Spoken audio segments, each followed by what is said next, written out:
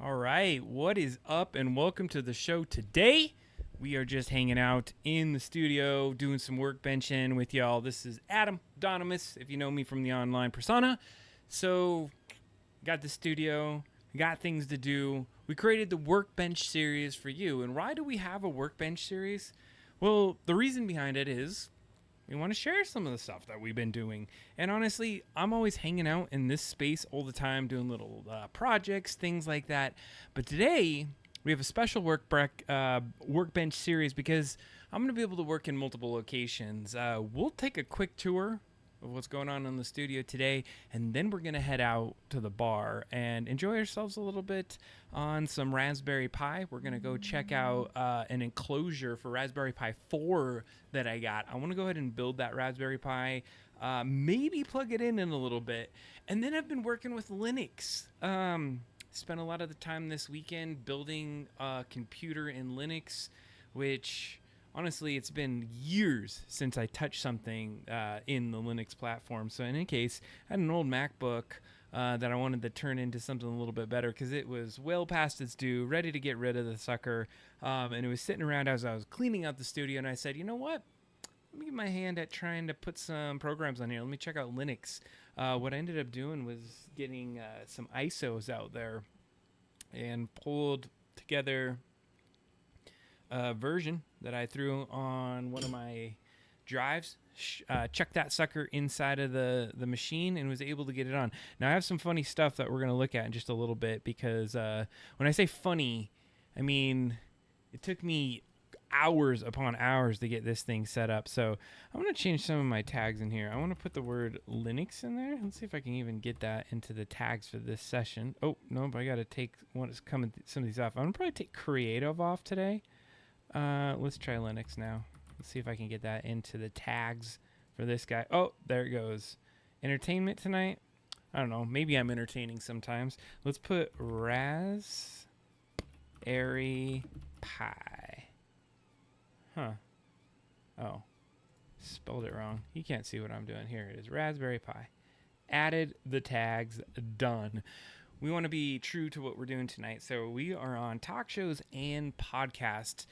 I said we're going to take a little tour of the studio, so let's take a look at that right now. What do I got cooking on that 3D printer back there tonight? I will take a quick peek at it. Now, from the top down, can't see too much on there, We were about 31% in. So Ryan, last time on the show, his son wanted to get a little water pistol that you use a syringe for. So it came out pretty good. I figured I needed to print another one of those. The orange looked really awesome, just to make sure we have another one for the show. So I threw that one on there, printing that pretty nice. I really like that orange filament. I'm going to have to get some more orange filament because I think I'm out of that. This is going to be the new specific one we use for the show. I was about to take away that 3D printing part. I was going to take apart the whole 3D printer. That nozzle is a little bit worn down. I was going to start getting things back to order, redoing the printer. That was on a session last time, but I think it's been printing so nice. I'm going to just keep it going until it finds like there's an issue or something that's working on. One of the things that I like about what I'm seeing right here is how nice it just lays those lines down, and I have the layers in a perfect order right now. I don't know. It's looking pretty sweet.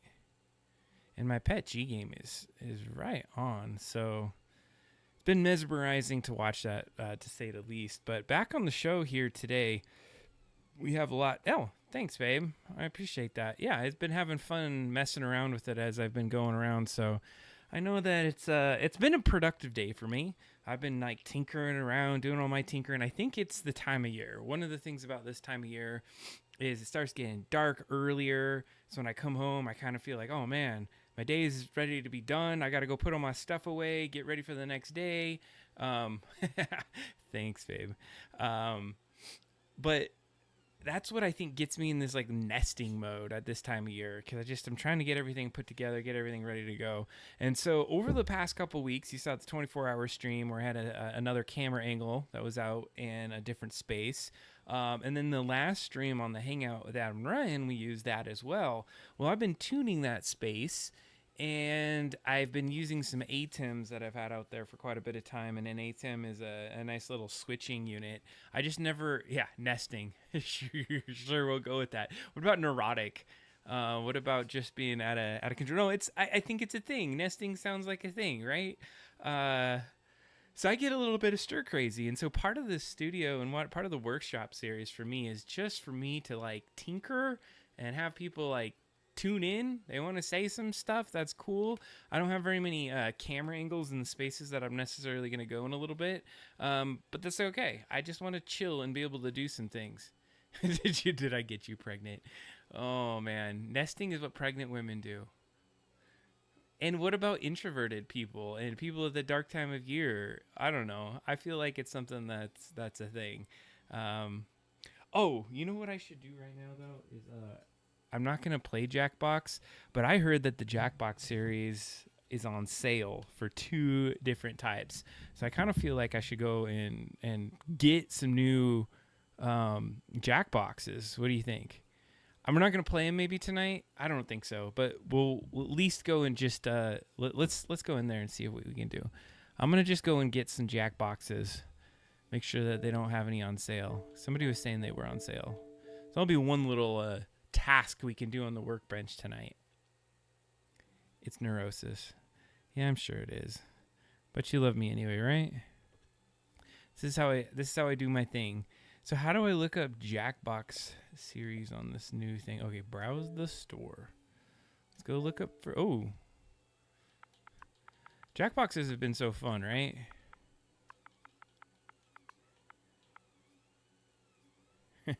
What was that? Oh man, I need to switch over to this other side. Hold on a second. Oh, you do love me to the moon and back. Okay, let's see here. Jackbox. Who else is out there with the chat? I know one of them is me in the other room. Yeah, I'm having your baby. Okay. Oh, what's this one? Jackbox 10 and 9. Should we get this one? $27.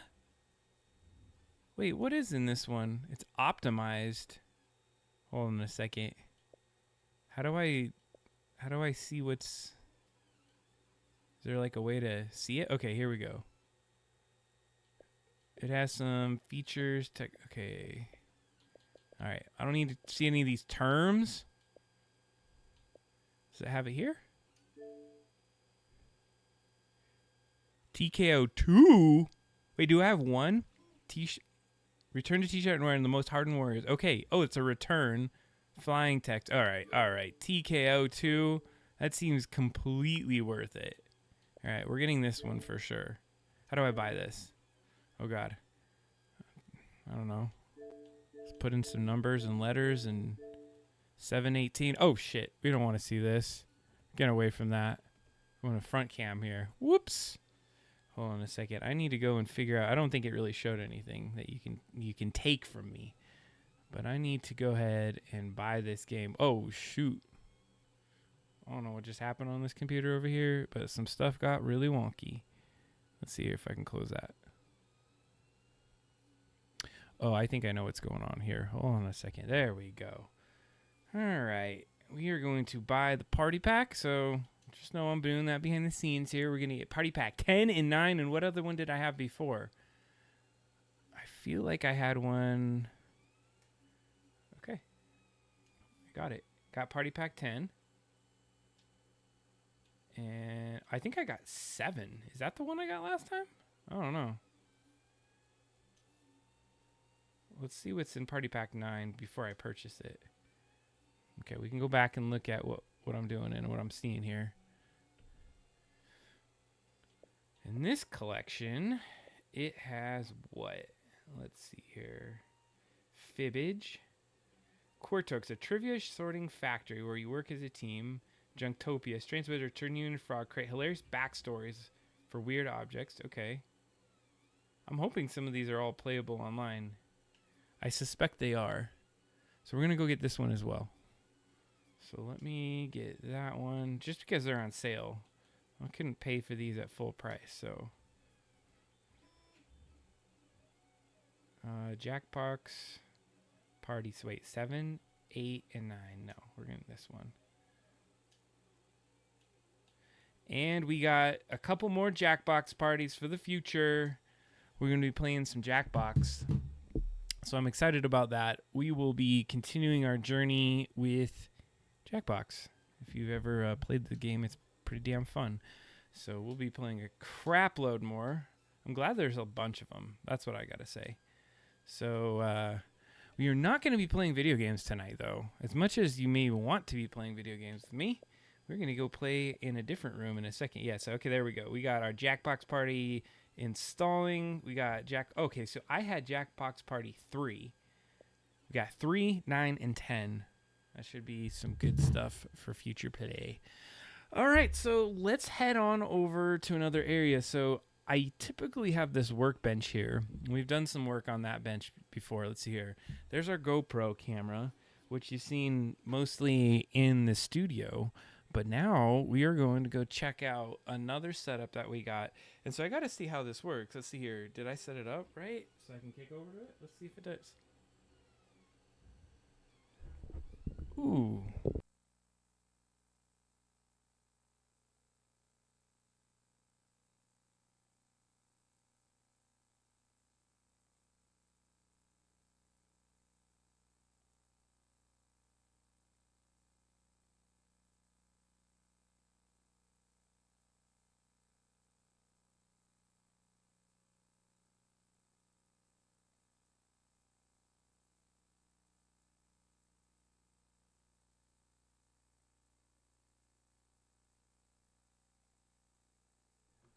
Okay, let's try that. Are you hearing me now? Maybe you are, maybe you're not. Because we've been practicing. No sound right then. I figured out why. I had to push a special button on here. And now we should be on, right? We sounded out? Cool. Alrighty then. I'm having to watch a commercial on my own show here. That's hilarious. So welcome to the Workbench. And yes to the sound. That's good to hear. Well, now we've transitioned to another room, and I've been trying to get these transitions better. Let's see here. Watch. I should be able to go to the studio. And now we're back to the bar. All right, that's sweet. What I got in front of me today is a couple things. So over here is I got a what I got here. I got a Raspberry Pi we're going to be playing with in a little bit. And then over on, in front of me, I have my, you can kind of see the freaking stupid Apple logo peering through there. But I have, if I kind of do it this way, it's a sweet Firefox logo because I'm a big Firefox fan if you know too much about me on that. But what I wanted to look at today was our Linux machine that I kind of set up. So that would be pretty fun. So I've been playing around with this setup over here just to give you some examples. And so we're going to do something kind of fun for a second. So first of all, take that title off. Let's practice some things. I got a title of myself that's down that direction. And that's working pretty well. So I think we're in a good space. I'm seeing the Twitch chat. You're hearing me. Printers are going off in the other room. It's good to go. I am drinking some hibiscus tonight. And it's delicious. So the first thing that we'll go ahead and take a peek at tonight is what we've been doing on the Linux system. And so I have a couple opportunities to do some things. So let's see here. So I should be able to kick over to my camera. Yep, there we are. And you're seeing some Linux on the screen. So Linux is, well, this is obviously double drop down the website, but it's being run on a Linux system. And so right now I'm in Mozilla Firefox. I got a little cute thing that's popping at the bottom. Now what's different about this setup that you're seeing tonight is that this little pop-up in the lower left corner is now part of this ATEM switcher. None of what you're seeing on these cameras is going through a computer to come to you. It's going through a little device called an ATEM, which I'm pretty excited about. We are doing some of the graphics through a computer. So those are getting overlaid on some of the parts that you're seeing. But that's it. So if you're hearing me, you're seeing me, things are going through. Oh yeah, audio right now, it's going through the computer as well. Those are the only things that are computer related. But if you're seeing me, hearing me, and looking at all these inputs, it's through another device. I'm pretty stoked about it. Trying to build the mobile kit. If I get the mobile kit in place, we'll be able to take this to bars. I don't know why keep saying bars. I mean, I guess we're technically at a bar right now, but we'll be able to take it out and do it on location, do some location shoots. So I'm getting this thing that I can actually mount all the equipment in and just grab it by handle and move it around. So it's not just all stuck in one position and plugged in. So I'm pretty excited about setting that up. But if you're seeing what's on the screen right now, I have a version of our articles that talked about episode 42. That was the hangout with Adam and Ryan, and I was pretty stoked about this. I'm going to test something though. I'm going to go over to my moderation and I'm going to say hello. Let's go back over here. Oh yeah, look at that. It's going crazy on the screen. And I am seeing the text. Okay, just want to make sure the chat is still on all these different various screens. So anyways, we're at our website right now. We posted this the other day. We talked about the compliment on the stream. We talked about that humane pin, which I was promptly told not to purchase. And then Olympia, which I wasn't impressed with at all. Looks like it has an extra space in front of that. Oh, we'll correct that a little bit later. And then we looked at that OpenAI GPT-4 Turbo event with Sam Altman. And then what happens? He gets fired from freaking OpenAI. I mean, just a day later. I'm pretty sure it's from that. Microsoft picked him up, if you hadn't heard. So he is now part of Microsoft. What a great way to be able to get somebody that's cutting edge in the AI space. Get Altman, get him pulled over in there. So no longer part of OpenAI. He's part of Microsoft. What a transition for the guy. But the thing that we want to show here tonight is that we actually have the first version of the game posted online for you to download, to print, to create. Now, if you're watching the VOD of this link this very well may not be the link that you're going to click to. This is a very short time duration link to Frostbite, the Curse of Dr. Frost. And when you go over here, you're going to go to our page where you can kind of see a little bit about the board game. You'll also notice it says download printable game, which is an awesome way to do this. What does this link take me to? Oh, it takes me right back to myself. Oh, no. it makes you so you could download the game as a zip. So I'm going to stop downloading because we don't necessarily need to do that. So if you click one or two of these buttons, you're going to get a downloadable zip of the game. It's going to include instructions. It's going to include some additional pictures, screenshots of how you set up the game. It's also going to show you, what else is it going to show you, Adam? Oh, it's going to have all your instructions how to 3D print the game, which is really important. So all the files that you need. This is the beta game, released for Friends and Family Edition. And the reason why we're putting it out there is that eventually we're going to move into Printables, which is a site that I really like, and we're going to be able to post it there.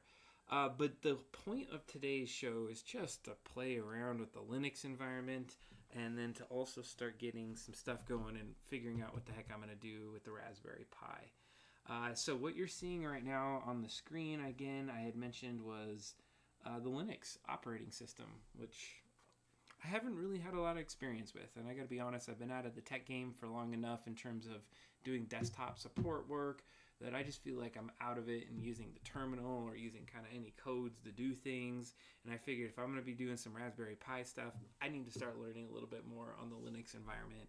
And so I pulled out this guy that I had in the studio, and I figured it's time to go ahead and play with it, start to figure out how this thing works. And to be honest, I was trying to make this my kind of audio titler setup for the stream, so that when you do want to put things on there like this, like a title, that I could be able to put that on there. But I could not get the dang thing to put all the software that I'm used to being able to put on Windows and Mac computers onto a Linux machine. I actually got all the way to the end. It was really frustrating. I got so close to being able to make it work, and I came up short after hours and hours of trying to play with things, but I learned things. And the thing is, this is an important aspect of kind of how I think, is that, I got to turn this thing off. Is that as I start to create and play with things, you start to learn things. It starts to seem insurmountable when you first attack a complex problem. And that's okay, because you want to go and learn some things. So you want to go out there and you want to say, how do you get it kind of connected into the thing that you're trying to learn? So you have to just kind of get some cursory knowledge of it. And so in this case, I know enough about computers that when you boot a computer, that it can launch from a different device. I mean, this is standard kind of computer thing. We're not going all tech talk tonight, and I'm no expert in Linux out there. If you wanna chat me any of your Linux advice out there, if anybody's watching in that regard, it would be super helpful to get your feedback. But one of the things that I knew you could do is you could load essentially an OS, an operating system, on a jump drive. You can plug it into a machine, basically make it boot from that thing, and then you can install it on a computer. Now, Mac stops you from updating their OS that's part of their systems at certain points. This is I think I bought this guy for my when I went through my MBA program. This MacBook is like a 2012 2013 model A1245, I believe it was. Yeah, so it's an A1245. And so I looked online and I was like, hey, can you put Linux on this thing? I mean, how easy is it? And I found two various builds of Linux that I wanted to play with. The first one was called Elementary OS, and the second, Ubuntu. And so I kind of went to Elementary OS because it said it was the one that was closest to a Mac environment. And I figured, well, it's a MacBook, so let me go ahead and throw something that seems like a MacBook on there. Got Elementary OS, and it was bare bones. But I got it on there. It took me a few tries to kind of wipe the drive to get all that booted. Things worked. It actually crashed. And then my whole thing was bricked for a minute. And I figured my way through it. Got it back on there again. And I configured the heck out of it, and I was able to keep it on there so it didn't crash. But as I was working through it, what I was trying to do was connect all these different pieces and parts. I had OBS. OBS is open broadcasting software, which we use a lot of, and which you see in the other room. When you're in the studio, we're running all that through OBS. And then when you're out here, we're running it all out of our ATEM machine. And so the OBS is helpful because you can do all kinds of cool things when you see graphics pop in and you do all this kind of stuff. It makes it a lot easier to do an OBS because it's a program and you're putting it on there. With this, we're running it through hardware, and you need some special titlers and things like that. Anyways, I got this rig going where I have the ATEM set up, I got my computer set up, I got my Stream Deck set up that's right over here, so I'm able to switch between different things on there. And so just as an example, like what's different with an ATEM is check out this view. Check out this. You ready for it? Are you ready? Boom. There's your ATEM view.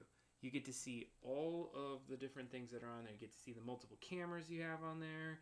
You get to see even that camera 3, which is my laptop, which actually I should be putting it on this guy. And then you have camera 4 over there. Camera 4 is what overlays on all of my stuff. So when I'm putting a little title up, you notice on camera 4 it's all black on the background, but lo and behold, it's over the program in the upper top side of that. So if I go back to program, you see it over the top. And if you take it off, it disappears. So pretty cool. You can do a lot of things if you know how to tinker. And so I tinkered around is the point. And I'm totally meandering. The Workbench is about going all kinds of directions and not having any point about it. But the point is that I tried to compile this whole thing, and who cares? You know, let's go and try to tinker sometimes. I have this camera angle, which isn't supposed to be anything other than maybe what I'm working on right here in a black and white view, because this camera that I'm using is an old crappy camera that's not actually something I thought I would actually use in this setup, but here I am using it and kind of hanging out with it. So let's see here. Let's go into Linux a little bit, because I think it'd be fun to just kind of talk through some of the things that I found in here. So go download that board game if you haven't downloaded the board game. But within Linux, this is kind of the OS looks like. On the lower left-hand side where my thing is, and I can take myself off for a second, it has this apps button. You can go in there, you can see all the apps that are available. You have multiple desktops that you can leverage. One of the things, it has some Ubuntu stores and software stores, which makes it easier for those of us that don't really know Linux how to install things on here. And so this version is pretty awesome, because there's lots of little things that you can install, pretty much get yourself running with the machine. And again, this is on old hardware, and I installed a fairly new version of Linux on this. And then if I go in this upper right hand corner, I'm just exploring right now. I really don't know much about the platform, but it looks like you have some ability to go wireless. You have some, I don't know if oh yeah, that's lightness and darkness. Does it? It doesn't adjust it on the screen. That's just an output. But on my screen, it went back up and down. So you have some wired connection. You have some Wi-Fi connection. Shows some charge. I think this balances regard to the power cycle settings. Lock it down, you can power off. Got standard things that you'd expect in an operating system. I'm not reviewing this.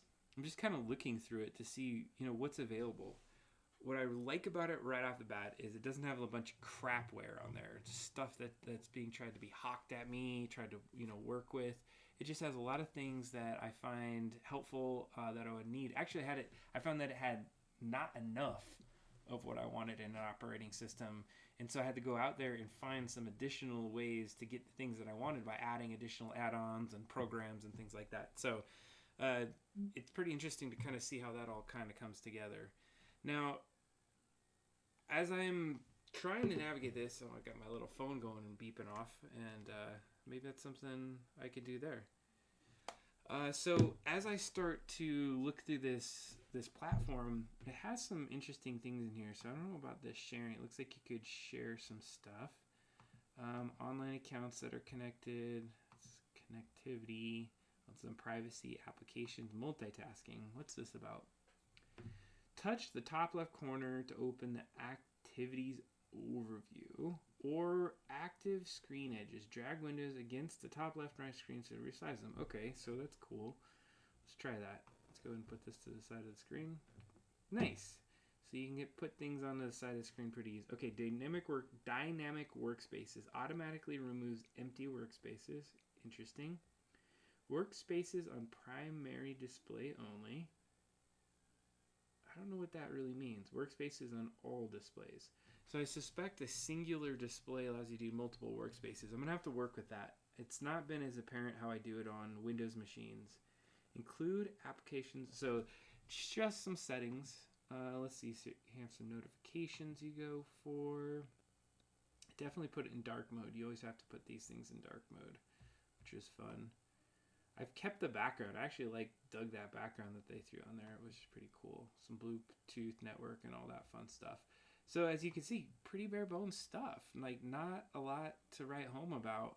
I found that some really cool programs. One of the ones that I found, and it's not going to be opened, so I can't really show you, is that I could connect into that ATEM switcher, but I don't have it connected up. I should be able to see it through here. I wonder if it would. Let's see here. Let's see if I can connect to it. Multiple devices can connect. Looks like not. It's okay.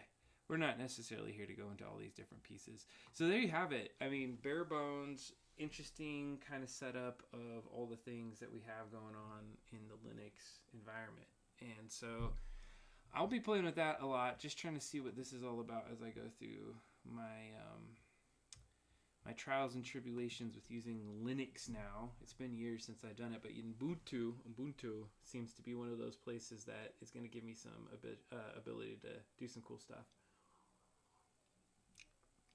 All right, so let's get to the getting tonight. I think the core of why I was here is I wanted to play with this Raspberry Pi that I have. So what I need to do, so I'm going to put this down a little bit here. Actually, I'm going to put it up a little bit, maybe something like that. Just get it out of the way so I can still see some of the screen, but you can see some of what I'm doing over here. Let's see where's the right place to do that. Probably right around here. That's fine. You can see some things. I see. That's a nice angle right there. I do have this other angle, this other camera where I can show off some stuff that I'm working on. So this is the black and white view. This is when you're hanging out on the workbench and we're looking through some of the stuff. So I got these multiple boxes of stuff. Inside my box, I got a lot of little instructions, so we're going to go through it. That's all I'm going to do. I'm going to talk through what I'm finding in this setup as I start to do some of my stuff with my Raspberry Pi. So this is the Raspberry Pi. It's that little computer I've been working with. It has lots of little pieces and parts on it, so it does come with some basic instructions here. It says, ooh, don't touch the stuff. Just touch it on the sides. Let's get that thing that I've been doing that. There's a little card that tells me to, what I should do and what I should not touch. So I'm going to put the little Raspberry Pi over there. And I'm put that little box over there. Let's see here. Got some instructions. What do the instructions say? So I'm in the Raspberry Pi Model B. It's a safety guide. Oh God, there's a lot of reading in here. I see a lot of words and not enough images to help me through this. Let's see here. I don't think there's really much else other than be very careful around this thing because it could be dangerous, is what it's saying. It says any external power supply used with Raspberry Pi shall be in compliance. Okay, this is compliance stuff. Very important. Read your compliance information. You don't want to fry yourself. Got a couple SD cards here. I think I have one shoved in the device. Let me see if I do. Let's see if I can find where I put it. Yep, it's already in there. I have a 64 gigabyte and there's a 16 gigabyte, I guess, if I needed an extra there. All right, so I got a Raspberry Pi kit. That's great. Got some cables as well. These are nice. These are actually, I got two of these cables. What these cables do is they have this little mini HDMI is what I think it is. And that mini HDMI will plug directly into this device to allow me to get some output. In a little bit here, I might actually unplug my Linux machine and then we're going to go in and we can tap into this. We can see how that's going to work. So I'm going to put this over here for right now. And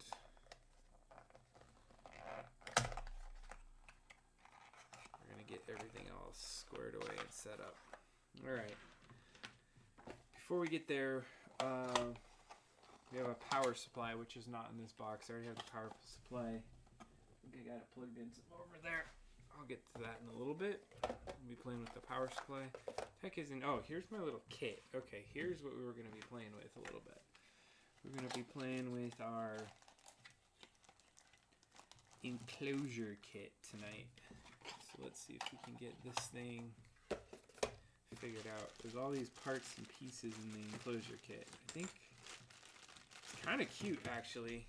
I don't have a close-up camera. I might have to show you in the other room at some point. Gives me a little... What the hell is this thing? I thought it was a screwdriver, but it's not. It's some kind of like, I don't know, it's like a pokey device. We got some heat sinks. They're like little tiny miniature heat sinks, if you can see that.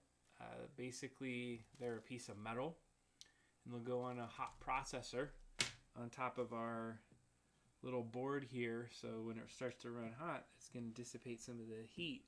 But what I don't have, and what I don't see, is any thermal paste or really how to do that. So maybe it looks like it has little stickies underneath it, and those stickies will allow me to put that on there without actually having the thermal paste. So I suspect they're thermal stickies. Let's see here. I got a little tiny baby fan. It's very cute. Look how small this fan is. This thing's cute. My goodness.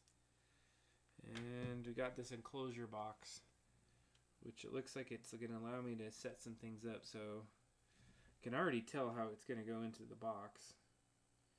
So it's like a bunch of layers of, which looks to be like plastic, plexiglass kind of thing.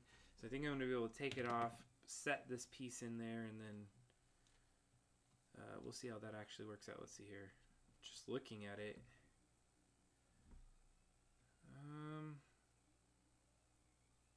Yeah, I think it's going to fit just right in there perfectly. But I'm going to read these instructions to figure out what I'm supposed to do.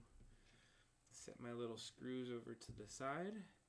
There's 4 of them with some bolts as well, so I'm a little unsure why I have 4 extra bolts. Oh, you know what? This looks like it's a fan mount. Oh, that's so damn cute. That fan is going to mount right on the top of there. Oh my god.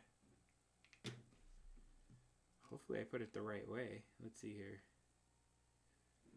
I think I'm going to have to put it this way. And then I got to figure out where I'm going to put this. Okay, it looks like there's a little fan mount in there. So we're going to get to that in just a minute here. Alright, let's go to this storybook of instructions of where we're about to go through. It says, the quick start guide for Marstudy Raspberry Pi 4 Model B, the ultimate starter kit. I wonder if I can find something online that has, yeah, it's very adorable. It's super, super small. What I'm going to see is if I can find something online that will allow me to view what we're looking at right now. And I will look it up. So we're going to say this is, there's just got to be a website on this thing. Let's go over to the camera and see what we can come up with. So we're going to look up this Raspberry Pi. Oh, here it is. Please visit Raspberry Pi software. Oh, wait, that's software. I want to go to the kit. I'm going to go to the kit itself. Oh my god. Yeah, we're going to definitely need this kit. So we're going to say Raspberry Pi 4 Model B Marstudy. I'm like having a, there it is, starter kit. Perfect. I need the directions though. Maybe I could say PDF.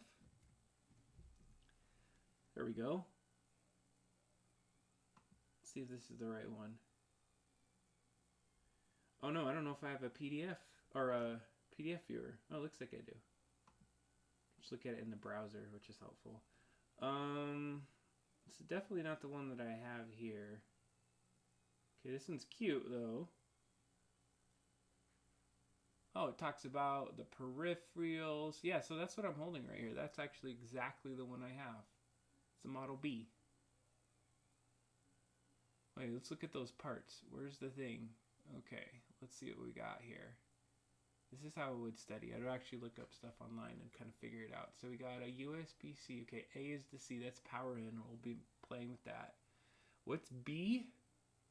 DSI port. What the heck is a DSI port? I don't know these things. Hold on a second. I gotta do something. Let me see if I can make this work. It's gonna look weird for a second, y'all. Not that you're looking at it too much. Let me see if I can make this happen. Oh man, how do I get to just the chat? I need just the chat, fool. Oh man. There's gotta be a way to pop out just the chat. It says pop out this video. Yeah, there we go. Pop out the video. That's absolutely not what I wanted to do. I wanted to see chat. Alright, we're going to try to do it this way.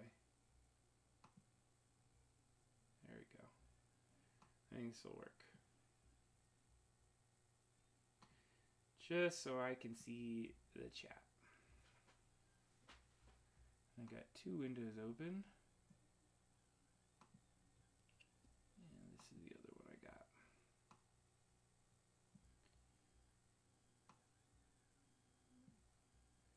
Almost there. You're getting to mess with me on the stream as I set up my viewpoint so I could see what y'all are saying, if y'all are saying something, which you might not be. I see you said adorable there. So, all right, let's look at this.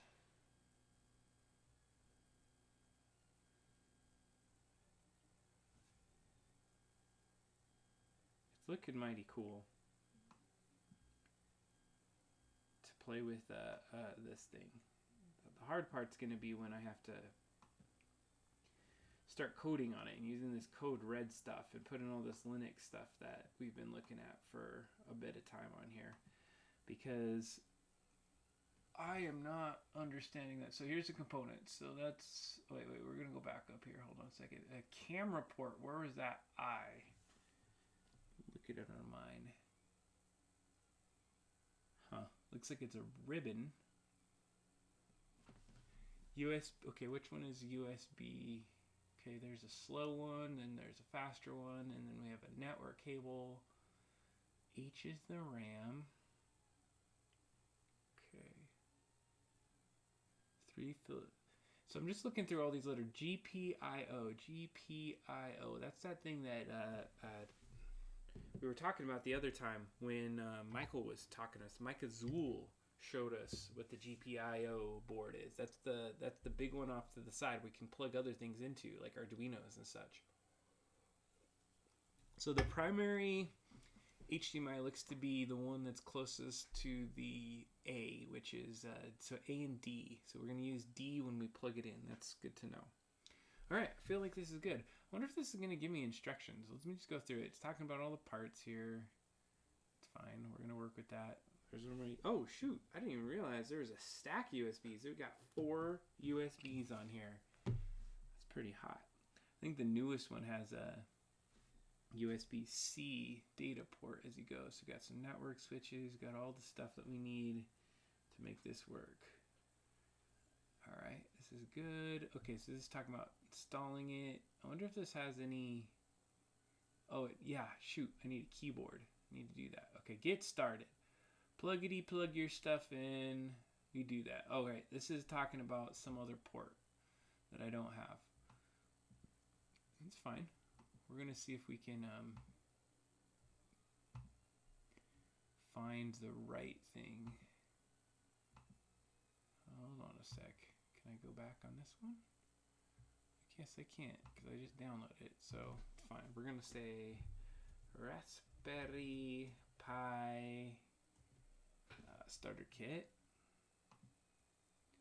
I'm going to put Marbury. Mar Study.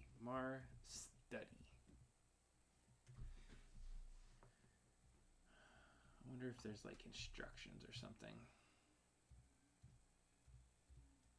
You would think it's on the package, but it's not, of course. There's some videos. There's the hookup guide.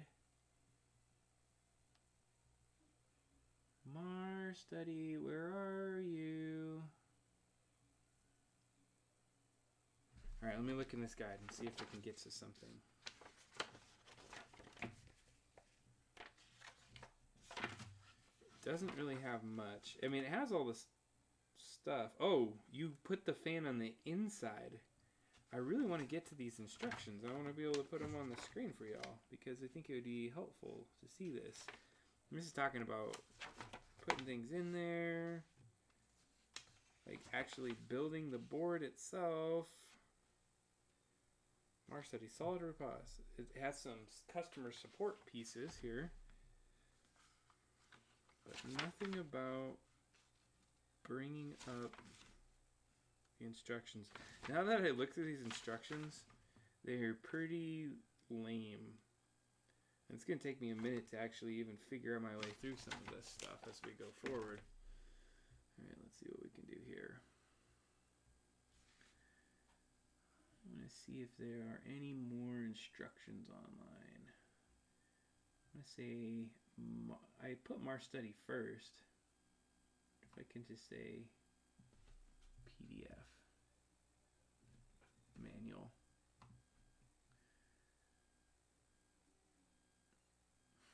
I wonder if I should just go to the site and see if it's on Amazon. It looks like what the pack was.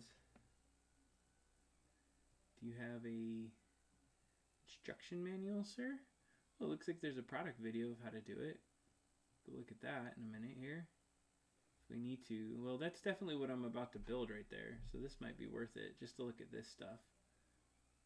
Those are all the pieces we just looked at. Little cute on and off button. There's those heat sinks that I talked about. Okay. Any downloadables here, sir? No. No. Re-image the SD card. Alright, fair enough. Tells you to do that. Alright, I guess we're just going to have to kind of wing it because I don't see any instructions that are here that we can look at. We could probably do is we could look at this video. Let's see here. Maybe we can pause it through the video. See where we get. Oh, I don't want it that big. So it's showing the thing. Okay. Yay. So we got all the RAM considerations, onboard network.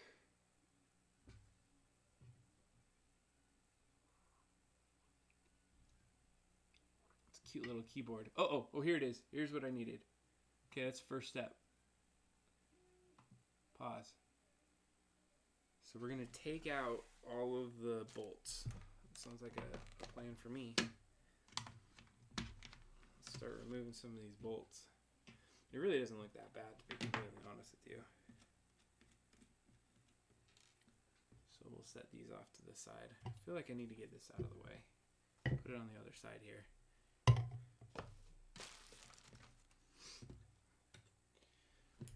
So what y'all doing out there tonight? Anything fun? Just chilling? So I'm building these Mar Studies kits. What I'm taking off right now is all the bolts, and I'm gonna have to get myself a Phillips head in just a second so I can get this off. Really what I'm just trying to do is just put this kit together, so I just put it all together and now I'll have the computer and I'm not touching the sides of this thing all randomly. So to assemble it, we're going to take about the parts. So I've got the heat sinks, got the bolts, I got all of those things. The only thing that's different is my fan only has one little plug on this. So we'll figure that out in a little bit. Alright.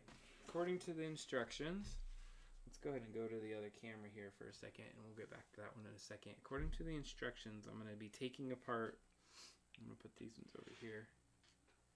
We don't need that either.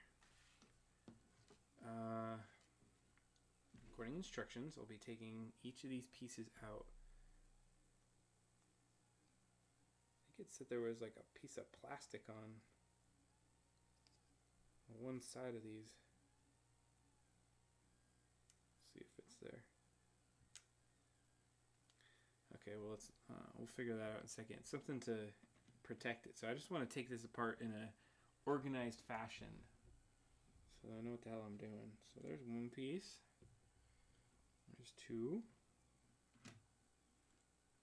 3. It's a pretty smart way to do it in layers.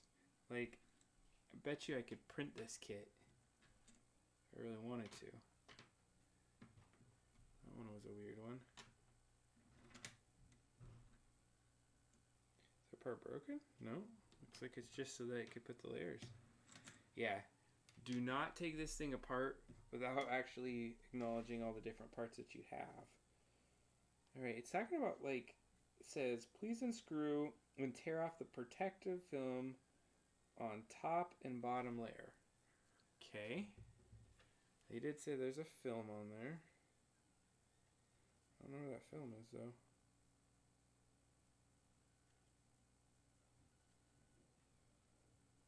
Like, I don't know if I'm just scraping it, because I feel like I'm scraping it. Maybe the film is not... No, I could see a film on there. Man, this is going to be a pain in the ass to get off. Okay, I got it. Ooh, that feels good. Look at that.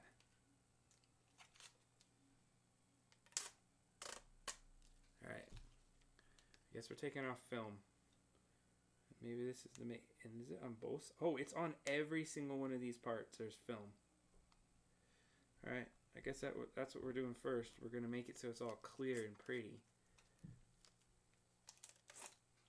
It's very clear and pretty when you do it that way. So each one of these parts has some film on it. And I guess it's just because that's how it protects it so it doesn't get scratched as you do it. So I suppose some people might not take the film off, but I mean, it's something that you're supposed to do and make it look prettier, right? Some of these are going to be like interesting to take it off. As you pull it off, it's on the front and the top and the bottom. So I said we're going to get to hang out. This is the kind of stuff that I usually do in silence. I'm not just talking to myself. So I guess I'm just verbalizing what goes through my head. Because that's kind of what you do when you sit here and you do this. Probably be sitting here watching a show or something. Another Twitch show. Probably watching Kylia or somebody else that's on Twitch doing their 3D printing, Chris Perello. But we're making our way through this. And this part is going to be fun because it did look a little kind of gross before, like it wasn't fully like polished, but now as I start taking this apart, it's really making it look smooth and cool. Man, I am like scraping my thumb against this just to get like an edge up. And it is taking some effort to get that off of there. Hey, if you can still hear me out there, let me know. I'm on this setup and it's really hard to know if I can be heard. Just chuck something in the chat, throw an emoji in there. I see that there's 3 people apparently watching right now. I may have to go in the other room in a second here and just double check. Oh, I got a yep from my wifey out there. I hope you're playing your games today. I heard you got a studded cup. What kind of studded cup did you get today? I've been spending all this time getting this stupid side up. Okay, finally got that side up. It's funny, my wife collects cups, and I feel like I'm talking to my wife right now anyhow. And, oh shit. Okay, I think I got that on the right side. I'm just gonna say I did. Anyhow, I have friends. White, yes, a light blue ombre. So one of my friends from Fort Collins, I talked to her about my wife's cup collection, and I showed pictures of my wife's cup collection. So she was sending me pictures of the cups that she was getting today, because she kind of quasi collects cups. And these are Starbucks cups, by the way. We're talking about Starbucks cups. Anyway, there was like a red one that was all jeweled out that she sent today, and then some other holiday one. Anyways, my friend Angie, she's a cup collector. Only kind of specific ones that she gets. I was like, I should just give her your number so she can send you things. Did you just say your collection is impressive of your cups? You collect cups. I collect whatever the hell I'm collecting. Technology parts. Little mini computers. Oops, I just snapped it. I broke this one. I broke the part. My first snafu of the evening. I'm going to have to super glue that one in a little bit. So this part was not supposed to break. It's okay. You can't make an omelet without breaking a few eggs. So note to self, if you're ever doing this, be very careful with these parts. Don't put a lot of weight on things, because you could snap it. Just like I did. They didn't make it very easy for this stuff to stick on here. That seemed like a really integral part too. Like I shouldn't have snapped that part because of where it was sitting. It's like gonna hold the USBs and stuff together. So I'm really hoping my super glue is gonna hold it pretty well. We'll go in the other room in a second and grab some super glue to get all these parts and pieces off.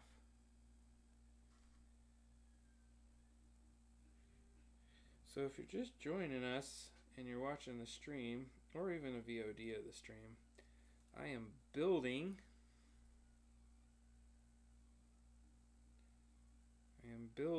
a Marbury Raspberry Pi 4 enclosure tonight. Well, I'm not actually building the enclosure itself, but I have the enclosure, and I got it as part of a kit.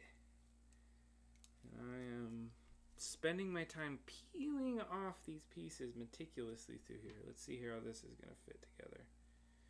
Yeah, we're going to have to go super glue that. So we're going to take a little trip and get us some super glue. We're going to go and...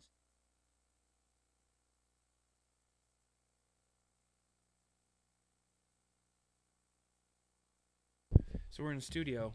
Let's go find ourselves some super glue. I'm over here digging through some stuff. I know I have some super glue in here. The question is, where did I stash it? I found some tacky glue. Oh, here we go. We got ourselves some super glue.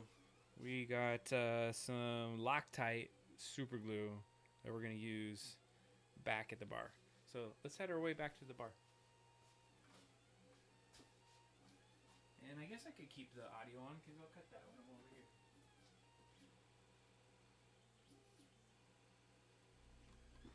Okay, we got ourselves some super glue. Let's get this thing gluing up here. At least one of the bolts goes through that part. Let me know if you can hear me again. I'm trying these transitions tonight. Part of the workshop, or workbench, is me testing out the kit. Testing out the streaming. All the stuff that I've been setting up. Made that little nice button switch so I can go from one place to another. Ooh, yeah, we're getting this glued up. Hopefully that's gonna hold.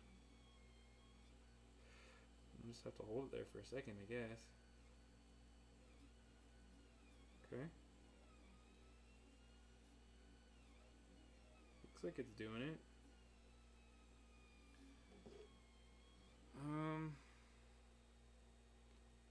Okay. Let that part just sit there for a little bit. We are almost to the point of getting all of our pieces and parts off. Keep it saying pieces and parts. It's like a film. It is kind of satisfying to peel it off. Look how much of it I have over here. Copious amount. Really hoping that this is going to go together in the right way. It says, please unscrew the screws and tear the film off the bottom layer. Please pay attention to the installation of the 3 layers at the bottom. Do not install them upside down at 180 degrees. Check that layer 3 is thinner and the thinner part of the face. What the hell are you talking about? It's giving me all kinds of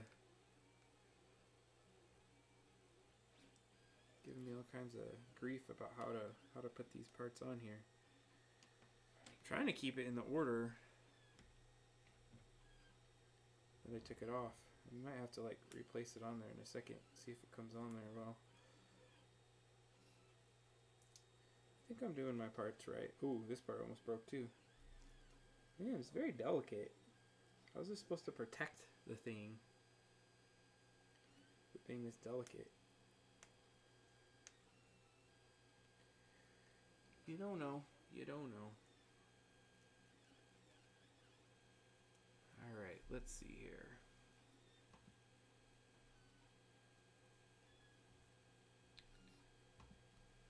I think we're still going here. Slowly pulling this off. Alright.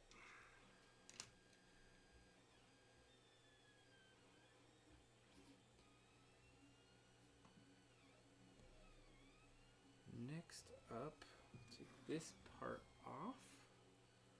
We are almost down to the bottom.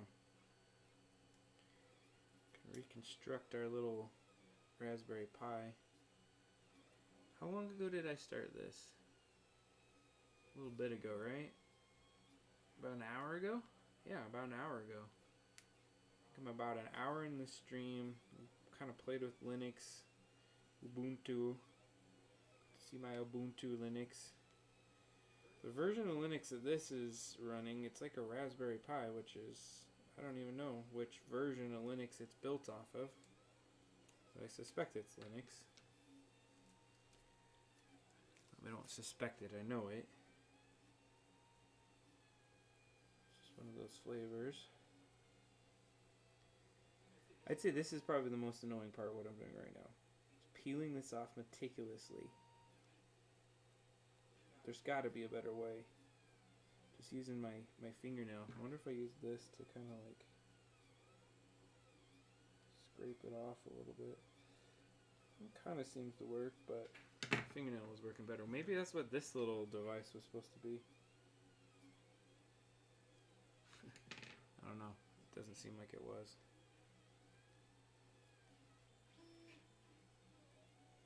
Oof. Aha. Got it started. Once you get it started, it's easy. It just peels right off. Okay. We're down to the last piece. Big long bolts. See how well I got this thing to come off.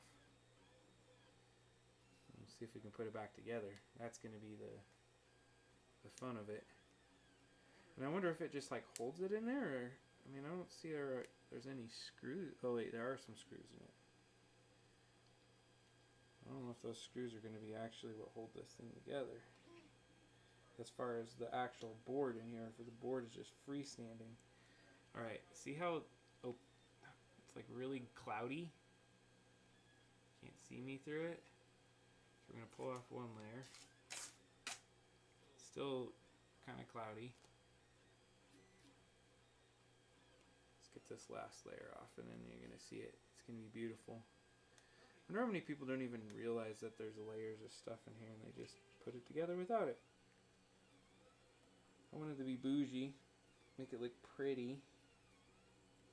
So we took it off. Alright, here we go. This is going to be satisfying. So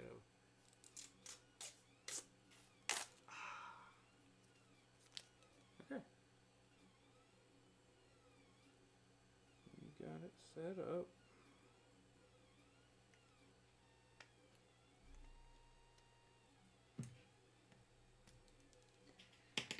Now we can start putting it back together. So I'm going to put my little bolts in there. Now is the moment of truth. read these instructions. Well, maybe it's going to show me some instructions over here. So we'll watch the instructions next. So we did first step 1, get all of the film off. And it says, please pay attention to the installation of the 3 layers at the bottom. Do not install them upside down at 180 degrees. Check that layer 3 is thinner. Alright, that completely makes no sense. The board is installed under layer 4. Under layer 4. So they're saying put the first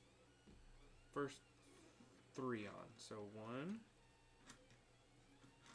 Okay. 2.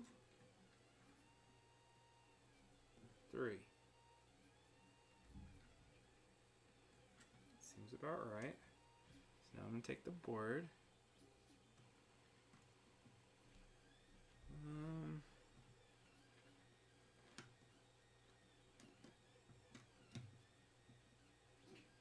Under layer 4.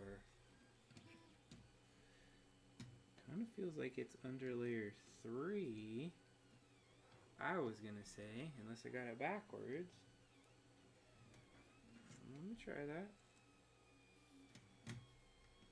Oh, there we go. Seems to fit. Here's my glued layer. Let's see here. That fits in there. The only problem is those... Alright, whatever. Just gonna deal with it. Put that in there. And just keep putting the layers on? That's all I'm doing? Alright, hold on a second. Let's watch the video. We're going back to the video.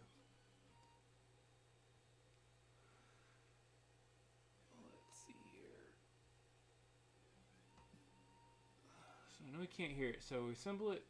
Okay, so we're putting all the pieces there.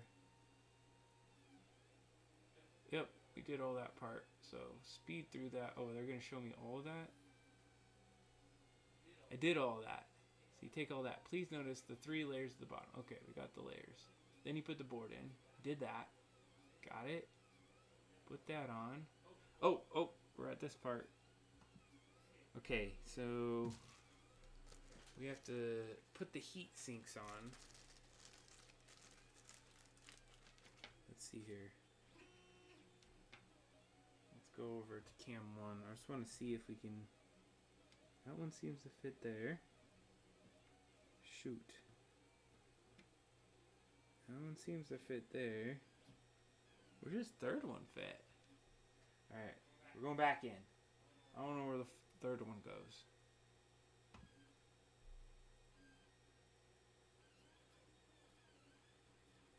Oh, that one's cute. Okay. I'm going to pause it there for a second. So, I guess it really doesn't matter for some of these.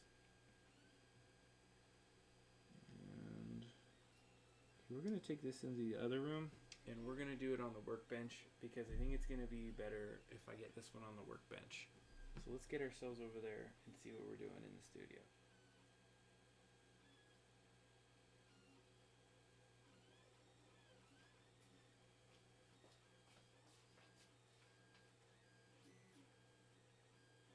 Okay, we're on the workbench right now, and let's see if we can get, hold on a second.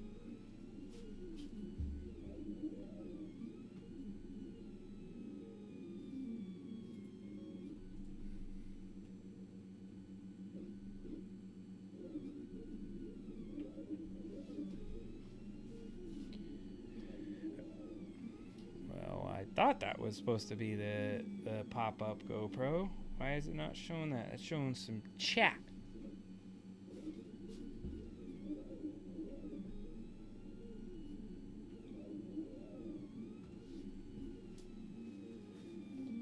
Okay, there we go. Now you can see. So what I have to do is there are these little heat sinks that are in here. And I gotta go ahead and take those and put them onto the board. So I'm gonna take these tweezers and I'm gonna do this part real nice. So I don't know if you can hear me out there.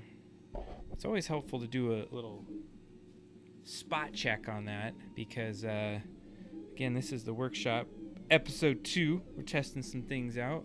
So I want to put my first heat sink on there. Gotta use the tweezers on this one.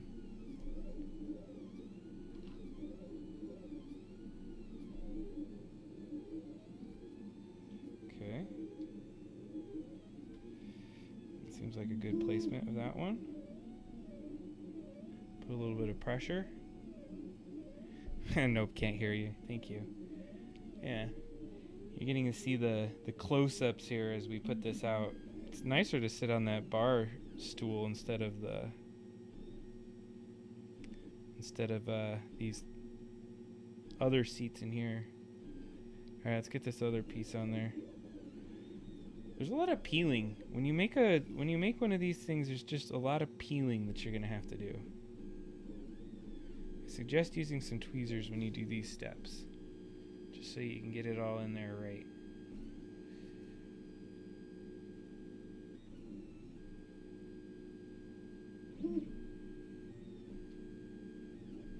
So if you're wondering what these things do, is that these parts on this board produce a lot of heat. And as they produce that heat, you want it to dissipate quickly. And so these things will allow you to create some surface area, and the heat can actually go into the metal of the parts, and it'll dissipate the heat a little bit easier. If you're curious about that. Usually there's a different way that these things work, but apparently you can just have like sticky tape. Allows you to get it on there. Alright. You want to get good adhesion. Line them up really nice. Alright, we got all our heat sinks on there. How's that looking? We looking good with our heat sinks today? I think that's looking smooth and nice. Alright. So there we are. We have our 3 or 4 pieces of that board. Let's go head back out there.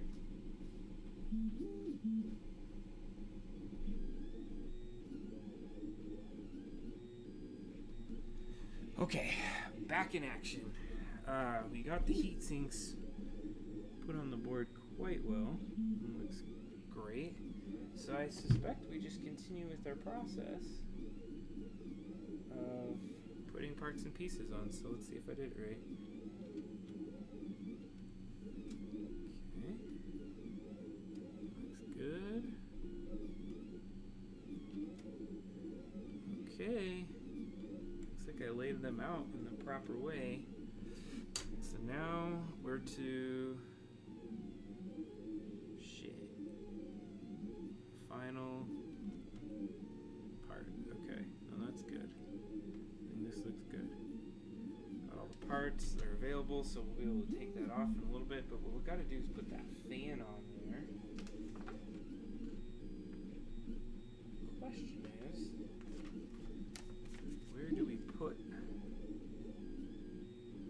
the fan? Oh, so it's going to be on that board. It says fan installed on layer 9 downward. Okay, so do that. It says how to connect the fan. You can run it on 3.3V in quiet mode and 5 in high efficient mode. Right? Great.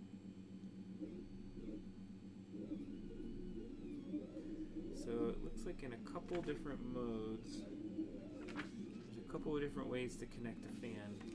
So I'm going to do it in the way that because it's a connected fan, there's a little part that's connected, so you could put it into that board in a little bit, but we're going to do that in a second. So we're going to mount the fan first. So maybe what we need to do with the fan is we will go back into our other room to mount the fan. So we get to this part. This is the itty bitty parts. I think it'd be better on that other screen to see these things. So we're gonna move everything over into that other room in just a second here. So I need to take these things over over there. We'll meet you in that other room. I'll be right back. Gotta grab my tool.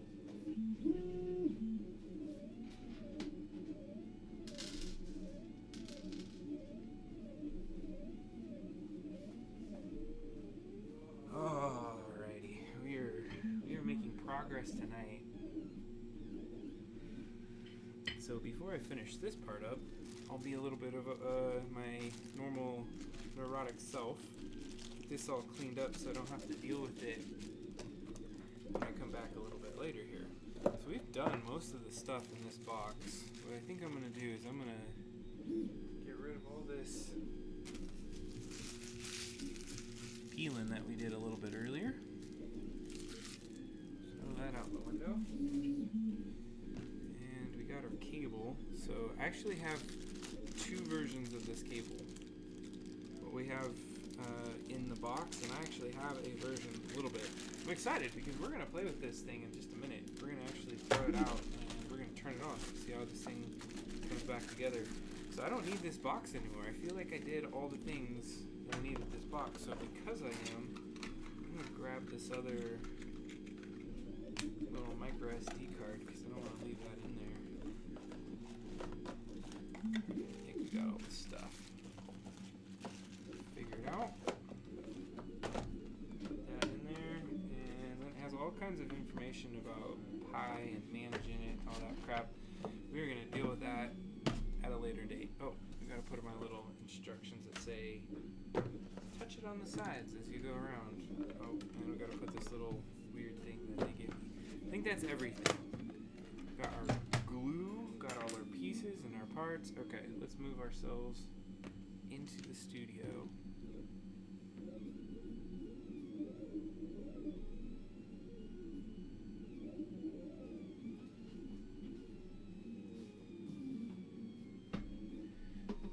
Alright, back in action in the studio. So I gotta be careful with this.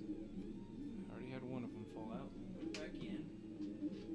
All the screws. Comes up through all of this. There we go. So this is the Mars Study Raspberry Pi 4 Model B that we have been creating tonight.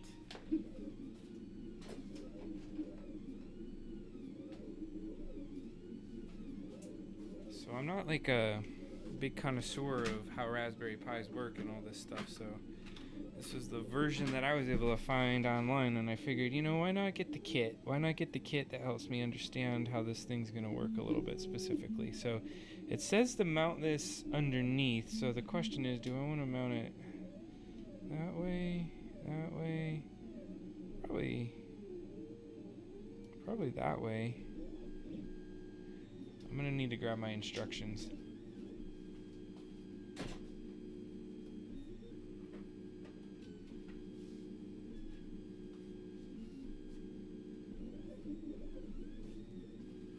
I need the instructions to be able to see specifically where I'm going to mount this. So it has to be red and black. Okay, got it. So we will put it this way.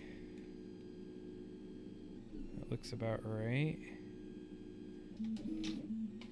It says that it should be sucking things down in and putting it in that way.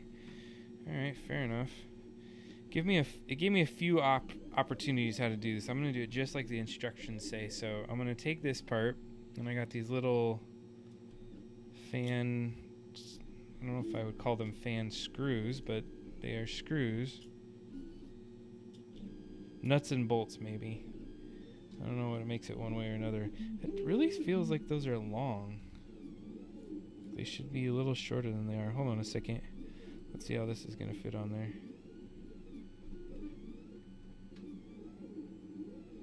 Oh, seems like it's gonna fit. It seems like it's like touching that thing though. Let's see here. It shows the fan there. I guess it's okay that it's touching. It's just gonna be jabbed up against it. It's not touching the fan itself, so alright, whatever. We good with it. We good with how this is gonna work. Let's see here. I need to check on the Twitch streaming right now. funny to see yourself in here. What I feel in my heart. Oh, you don't want to hear this. Super share the love event. It's just so. To watch my own commercials here. That's hilarious. All right, I'm gonna have this over here as I'm looking at this. All right, so we got the fan coming into play. This is good. This was actually pretty damn easy to put this together. I can see where it was like a 2-minute video on Amazon. You get the full real-life version of how long it takes if you're going to get one of these. It takes a little bit of extra time. Even if with me yapping the whole time, I've been touching things. It's not like I've been really just demonstrating what I've been doing. I've just been putting the damn thing together is what I've been doing. So I'm attaching the fan. As you can see, the fan is going to be facing in so the air can blow onto those parts, cool it down, make sure that it runs nice. We are almost together on this, ladies and gentlemen. Of course, I drop a bolt right on the board there. Not that that's going to actually affect anything, but there we have it. I can't get this last one on there for whatever reason. There we go. My big fingers pushing it on. So what I'm going to do is I'm going to tighten it slightly. I'm going to hold the bolt on this side and then I'm going to just tighten it. I don't want to go too tight. I think I need my other screwdriver.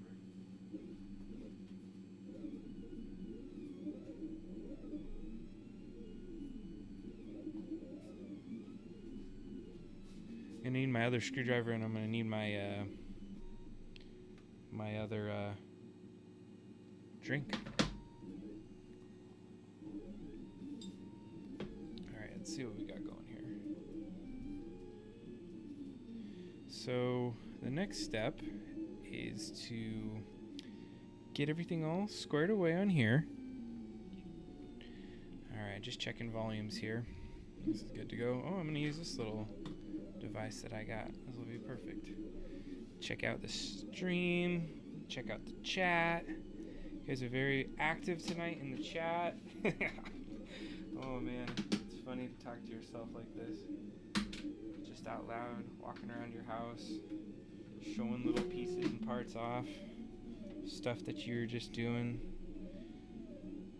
It's like a little hobby, you know? I appreciate you hanging out there with me, babe. #1 fan. Chillin'. Wonder if you're playing your games. I bet you're watching a show tonight. What show you're watching is the question. Alright, so I'm gonna go around this way.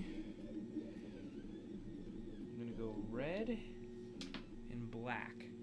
So,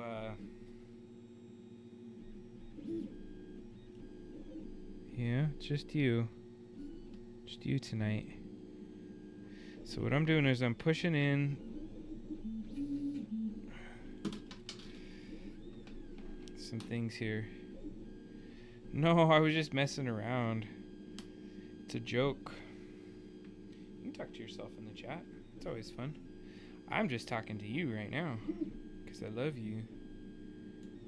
I was hoping you had a good day. What I'm trying to do is I'm trying to plug this thing in here. You're watching Free Guy. Alright, this is a good moment. Got the fan installed. We have it installed according to the instructions on what looks to be the correct cable. How to connect the fan. So in the full speed cooling method, according to this it says cooling method. But I don't have the right part to change it to the non-speed method. So now we got to put our last little parts and we have a fully built out Raspberry Pi. This is an epic journey. So what's kind of nice is you take off these bolts and you can have access to the device pretty easily as we need to attach other pieces if I put a camera or something in here. But it's a nice little enclosure. It was kind of a fun journey to make it. I kind of feel like you could 3D print versions of this. I'm almost positive that you could. What's nice about this one is that when you take off all those little parts and pieces, you can see it so cool like that. It's all framed up with that black one in there like that. There we go. So we just built a computer or at least put the whole computer. It's all-in-one computer is what we just have. Had a processor on there, had RAM on there. It had all the different connections for video. I mean, really,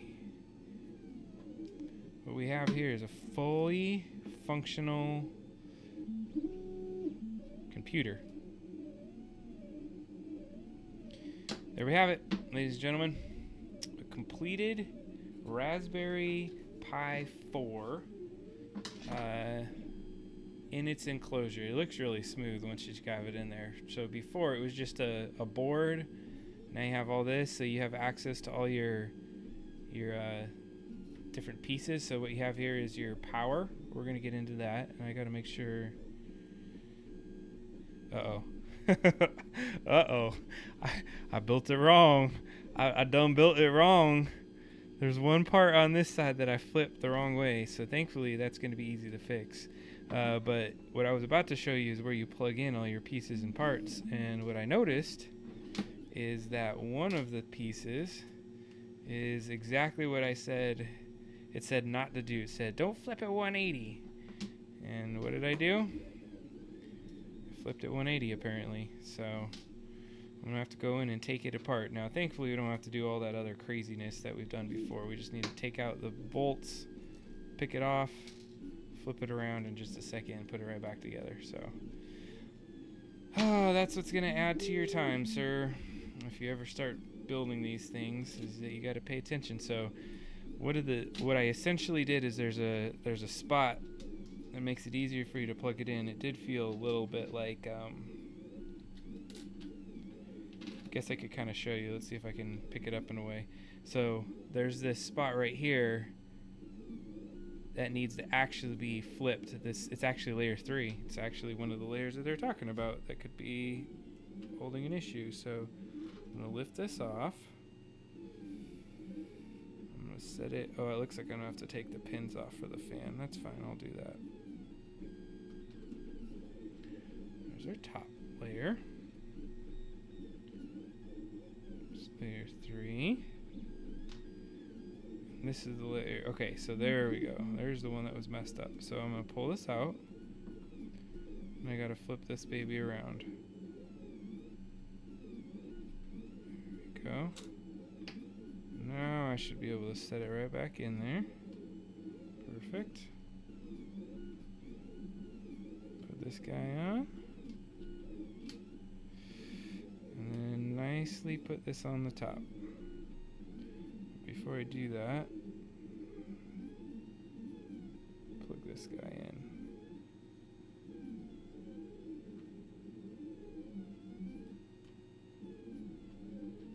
Okay.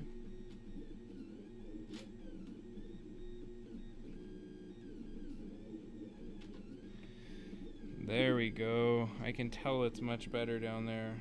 If I would have tried to go plug that in the other room, I don't think the cables would have fit. Because there was a ledge that was there. I'll show you a little close-up of what I did to mess that one up.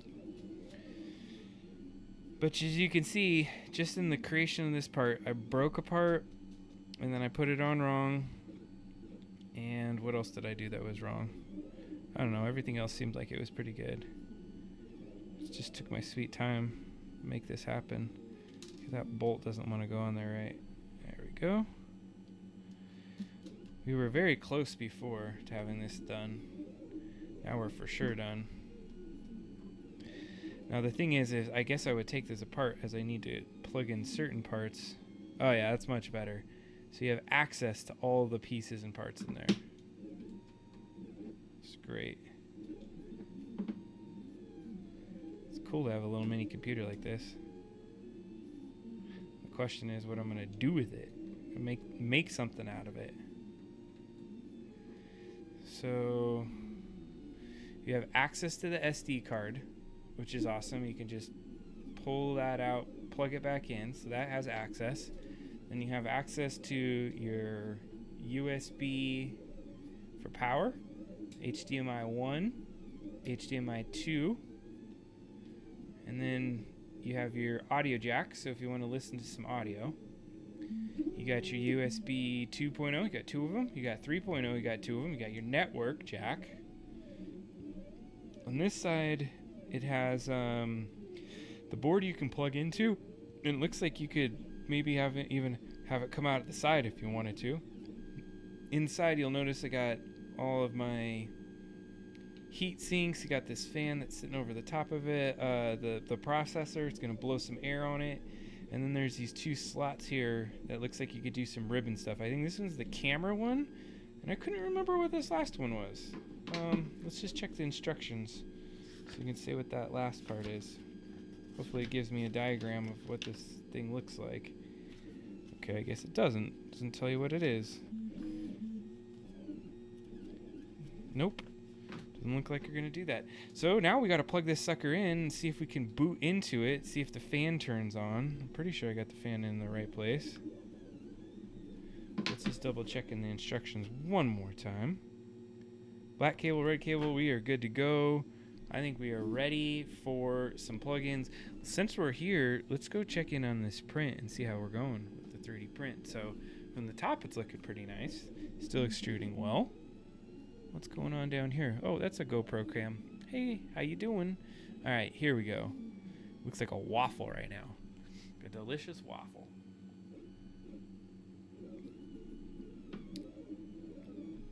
All right, let's get ourselves moving in the other room. We're gonna plug this baby in and see what we can come up with as far as what comes on the screen. Oh, what do I need? I need a keyboard. I think there's one in the other room that I can leverage for that. So we will be in the studio momentarily, or in the other room.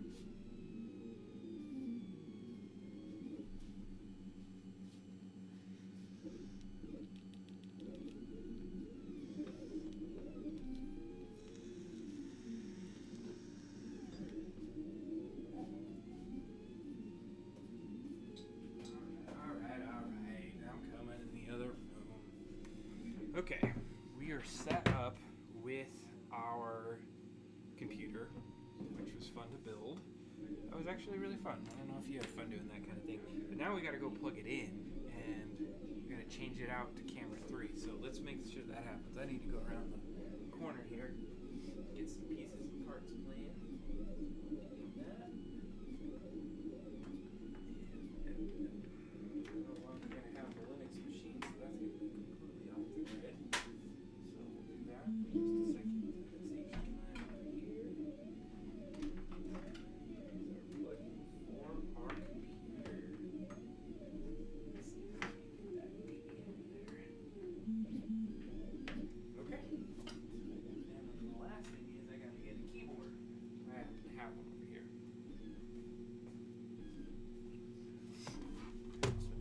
It's time to test.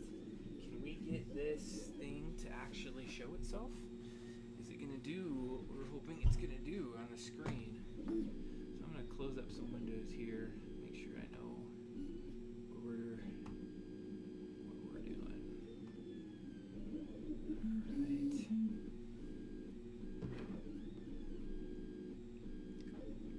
So if you're just joining us, watching the VOD, hanging out with us, we have been building a Raspberry Pi 4 this evening. And so we got to the point where we've completely built the Raspberry Pi by Mars Study Raspberry Pi. So it has all these different parts and pieces in here. And we're about to plug it in, test this sucker out, see if it works. You know what I forgot? I forgot the plug. We need to actually plug this thing in. Grab that. It's got to be hanging around here somewhere.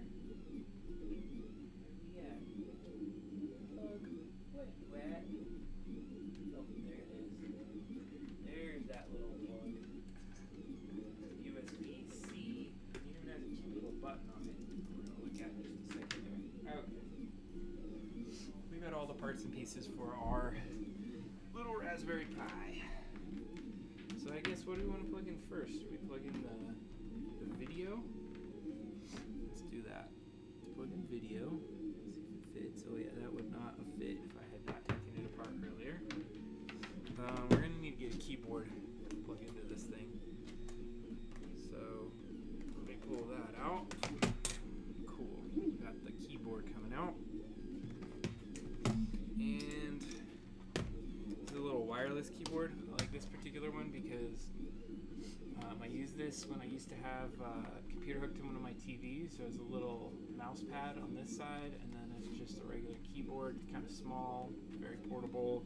And then I'm going to plug in that USB device into one of these USBs and hope that it works. Okay, got that part. Got our cute little plug, and I like this because it has this is the on-off switch for your for your computer. Let's put that in there. Oh, okay. We have it set up. Let's get some of this cable management out of the way here. These cables. Put them under our little friend over here. This was a wedding decoration. This is a table topper that I created with the help of my family. This is like the moment of truth. Definitely gonna reboot this sucker in just a second here. So let's see here. Not reboot it, but boot it. I want to make sure before I do that I have everything set up. Oh, we're gonna want to put network. I think it has Wi-Fi. I think I set up Wi-Fi on it, but I'm gonna put a wired cable on this one just for the heck of it, just so we can say we did all the things.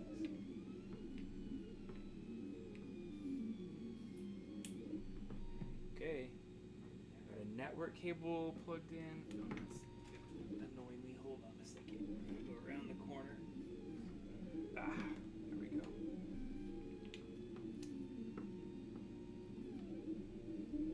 We ready to turn this box on? You ready to see this thing go? So let's go to camera 3. We're at a black screen. And we're going to see what we do when we turn on the button. So I push the button. We have some lights that turned on over here. Some good news on the lights. The question is it going to show a display though? I don't know. Oh, there's something in the upper right hand corner. There's a little red dot. The fan is going off. It's sucking some stuff in there. Uh-oh. Do we have anything going on?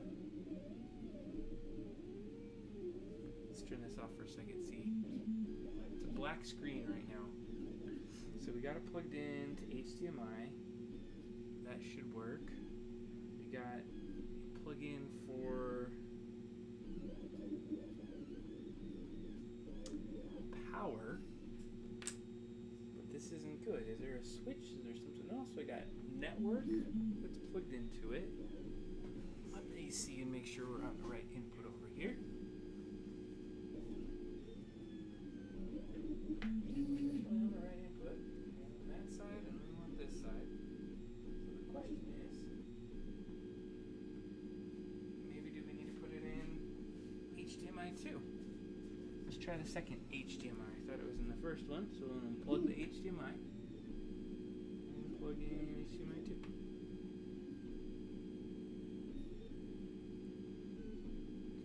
Alright, so we do not have. Oh, wait a second. Nope.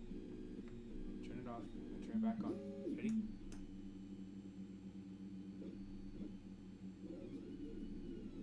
I don't know if I turned it off or I turned it on.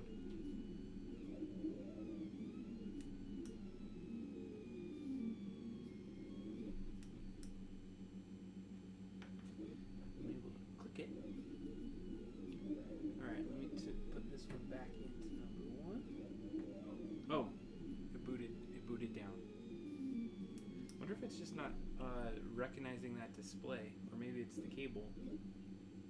Maybe it's not able to run through the cable that I got going on here. Well, I'm going to keep that on for just a second. I'm going to go over to this guy, and I'll just describe what I'm seeing. So right now, I'm seeing that it's plugged in. You got the heat sinks on. Got a network cable attached. Got the fan running, which is a positive. HDMI plugged in. Wonder if I have to go get a different HDMI. I can go get a different HDMI cable in just a second. Let's pop back over here. See where we're at. Nope. We do not have connection, ladies and gentlemen, or at least the connection with the setup that I have. I just have an HDMI that's plugged directly into the switch. So it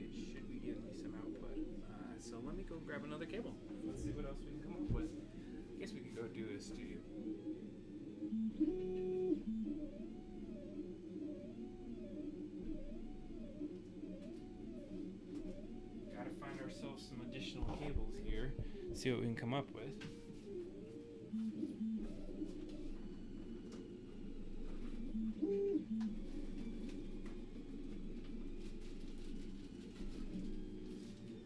What I'm gonna grab right now is one of those ones that we pulled out of our other piece. I guess I could go GoPro cam right now. We definitely don't need that secondary pop-up though. Alright, so we're gonna go for try 2. We're gonna plug in a different cable in that other room. Alright, let's go check it out.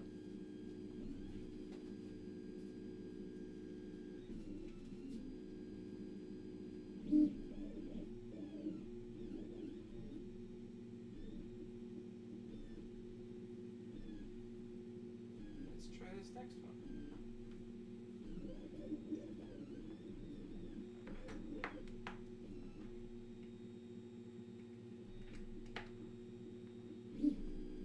I guess I never really tried that other cable before, so I know the other cable worked. Challenge is it the cable or is it the splitter? I didn't test this clearly before the stream, so I'm gonna take this one back in. This one we were using before.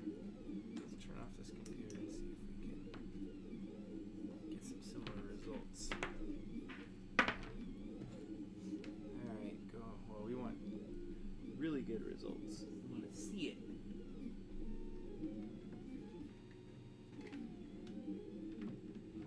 If that doesn't work, I'm going to have to just plug it into a regular monitor and not do this setup and see what we can do. Oh, turned it on, but you are seeing my other screen. This is a dual switch. What it looks like. Uh-oh. What was that? I saw something.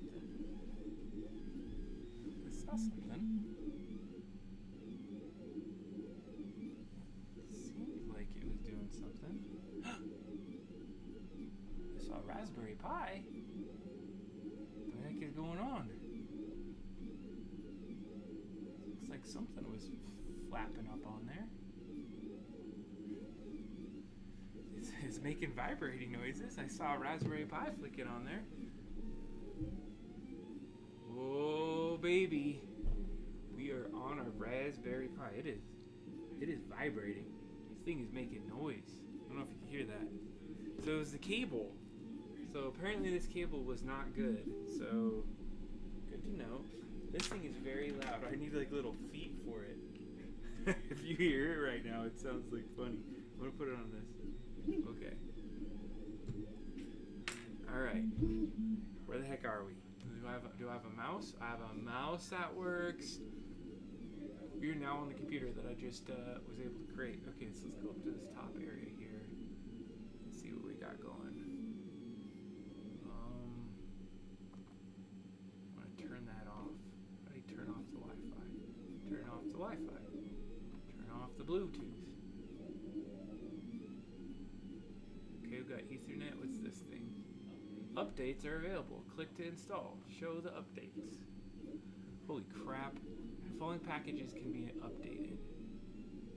So I guess we hit install to update our package.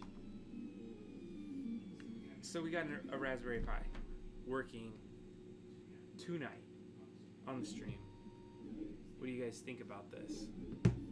It's pretty interesting stuff. So this is why I was practicing with Linux before, because this is a different build. This is a Raspberry Pi build.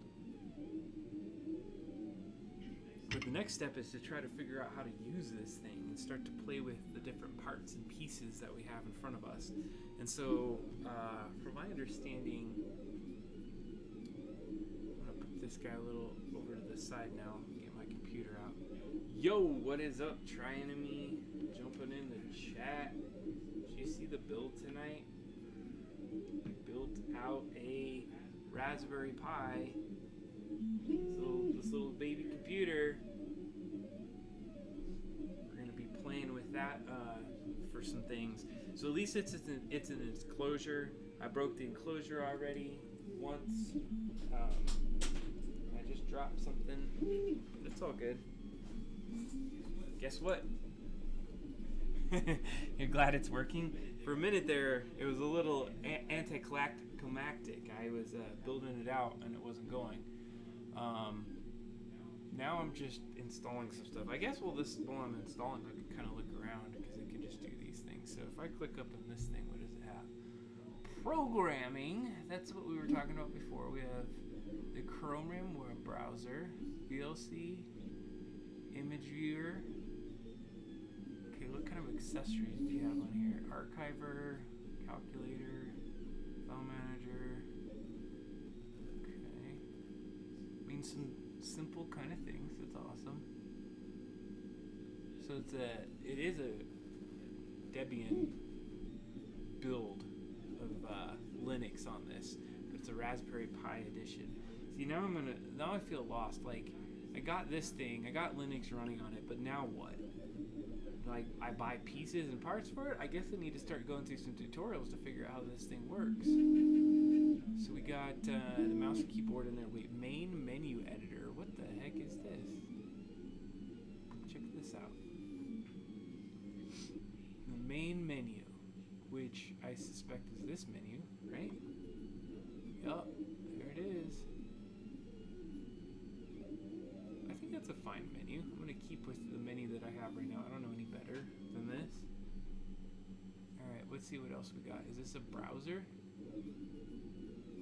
Or what did I just click? I don't know. Oh. RaspberryPi.com. Whoa. Whoa, buddy. What's this about?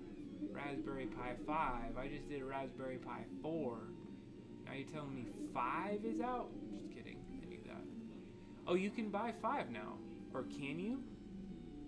Maybe you have to get a Raspberry Pi 4 to get a 5. It's okay. It says 2 to 3 times the speed of the previous generation. Featuring silicone design in-house for the best performance. We've redefined Raspberry Pi. It's amazing. Some great stuff right there. Let's see here. How much are they? Let's see how much they cost.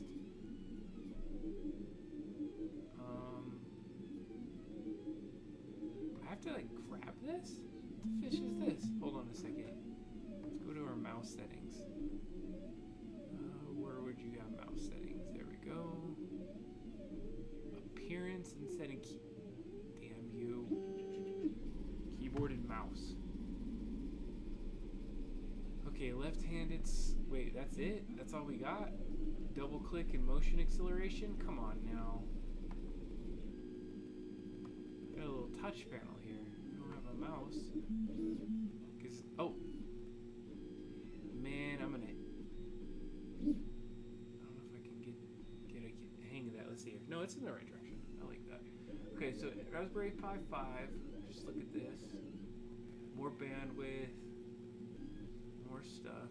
It's kind of funny because I was just putting this thing together, and now here I am like on it, clicking around and looking at stuff. So it looks like it's like better. That's fine. We're gonna still play with 4. I'm just curious how much it would cost. What kind of models do you get? An 8. Okay. A lot of resellers here. So did I just click one of them?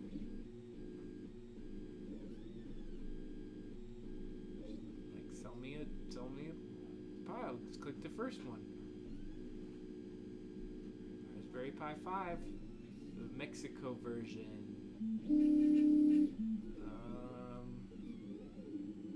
Okay. I just want to see a price. That's it. Let's see how much one of these things costs. This one's cool. Has a cool logo.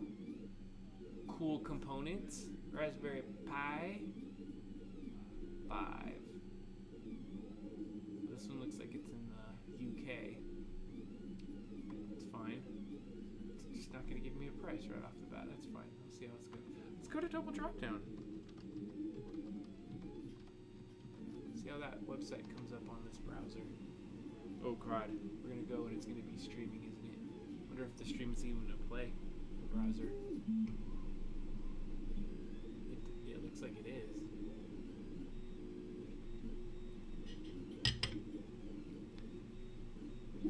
Yeah, it's about to start, isn't it? Oh, I have to hit play, right, to make this happen. $60? That's it? $80? I spent like $130 on this little kit. I don't know if all this extra stuff on it is worth the extra money I spent on it. If you can find it. So Ryan, I don't know if you got to see this earlier on the show, but I just wanted to make you aware that we currently have the special edition download for the board game on Double Drop Down. So if I go to Double Drop Down right here, looks like everything's working well. You'll notice that we had hands-on Frostbite Cursed of Dr. Frost. And when you go to this link, you are going to this download page for building the board game. Now, we are not currently launched on printables, but what we wanted to do today was give the beta game, the release for Friends and Family Edition. And so if you're out there and you want to print the game, be able to play it, have a good time, you can go download this package right here, this little zip package that we have on our website. And for a short amount of time, you will be able to go and download this zip package until we move on to the full and finalized game. So you get some preliminary instructions that came out on last stream. You get some screenshots to help you figure it out. You got some short directions in a README file that's going to allow you to play with the game. Actually, let's just see on a portable Raspberry Pi computer if I can download this zip. I'm curious. I'm curious what's going to happen. So we click it. It's downloading right now. And we'll see what we can do. If we can even open this zip file just to look what's on it. It'll be like a live preview, and it'll also be a test of our Raspberry Pi. So here we go. Let's see here. Show in folder. Looks like it's going to open the folder. This is interesting. Let's see if we can extract it. Oh, look at that. We don't even have to extract it. We can look what's inside. Well, maybe we should extract it. How do we extract? Question. Extract files. Perfect. Let's click on that one. Ensure containing directory. Where do we want to extract to? Can I do it? I don't know. I don't know about this system before. What do you do?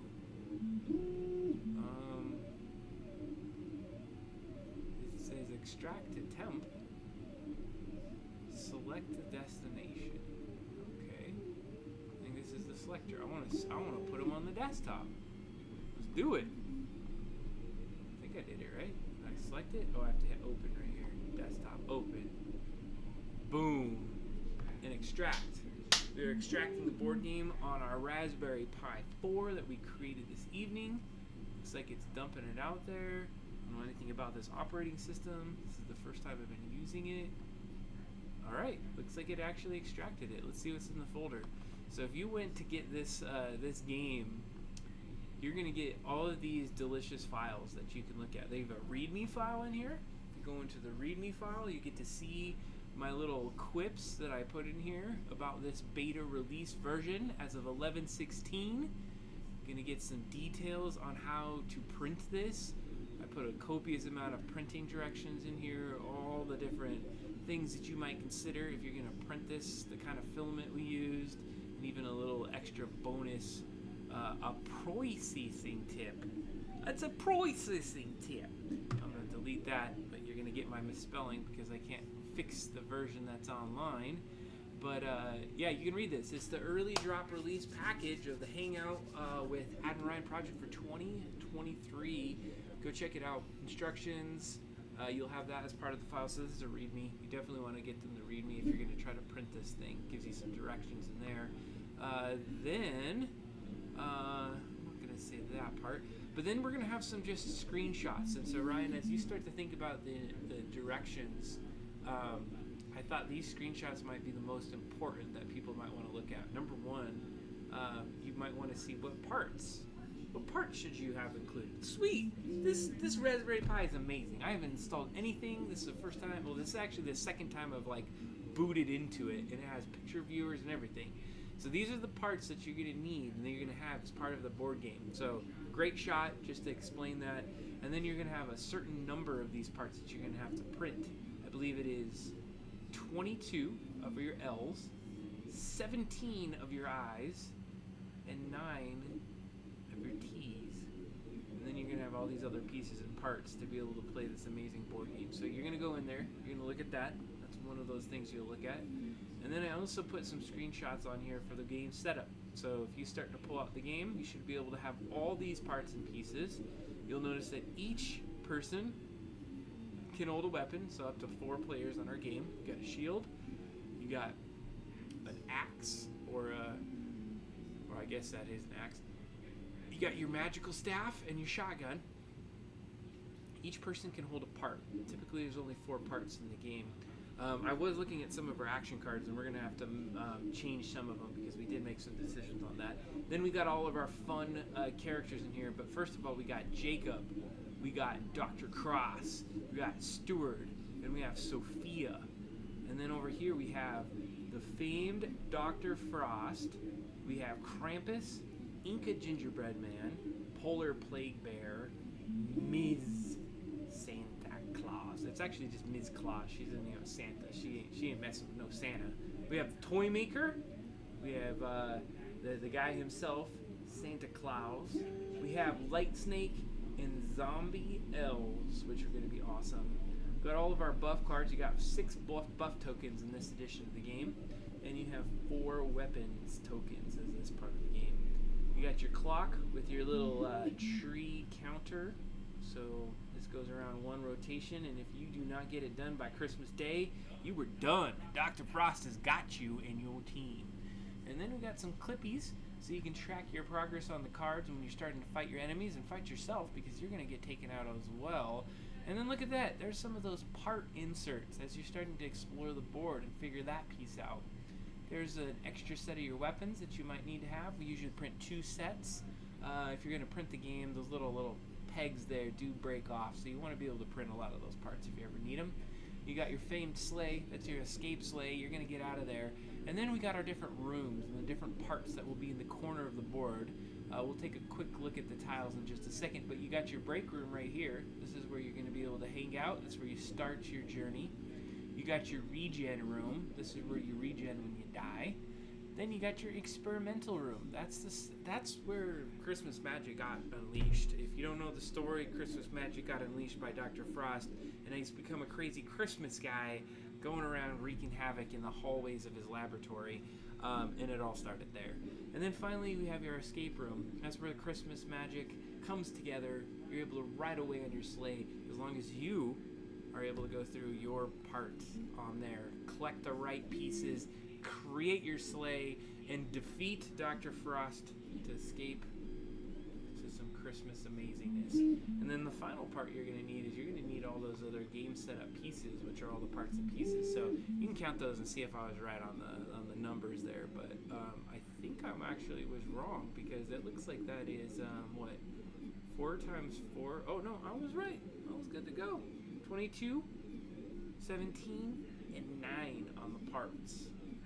That's all you're going to need to play the game. So you get all that in the package. Now, if you want to go and start printing the game, you got individual parts right here. Look at all those files right there. Every single individual part, it's named with the part, and then how many of those parts that you're typically going to need in a gameplay. So you'll see that at the end by the ×2. As you start to go down in this list, you may need parts that have additional parts. So there's a part tile L, needs 22 of them. That's where we label it. See, we think about these things when we create little packages for y'all. So if you want the individual parts, you go there. Hey, but guess what? You want to go and print the groupings because you're lazy. You don't want to figure out how to print all the different individual parts. You just want us to give you these delicious files that you can go and print for yourselves. Well, look at this. Print groups. You don't even need to think about the individual parts. Maybe you didn't lose that. If you lose a part, you go to the individuals. But when you're printing, you're using print groups.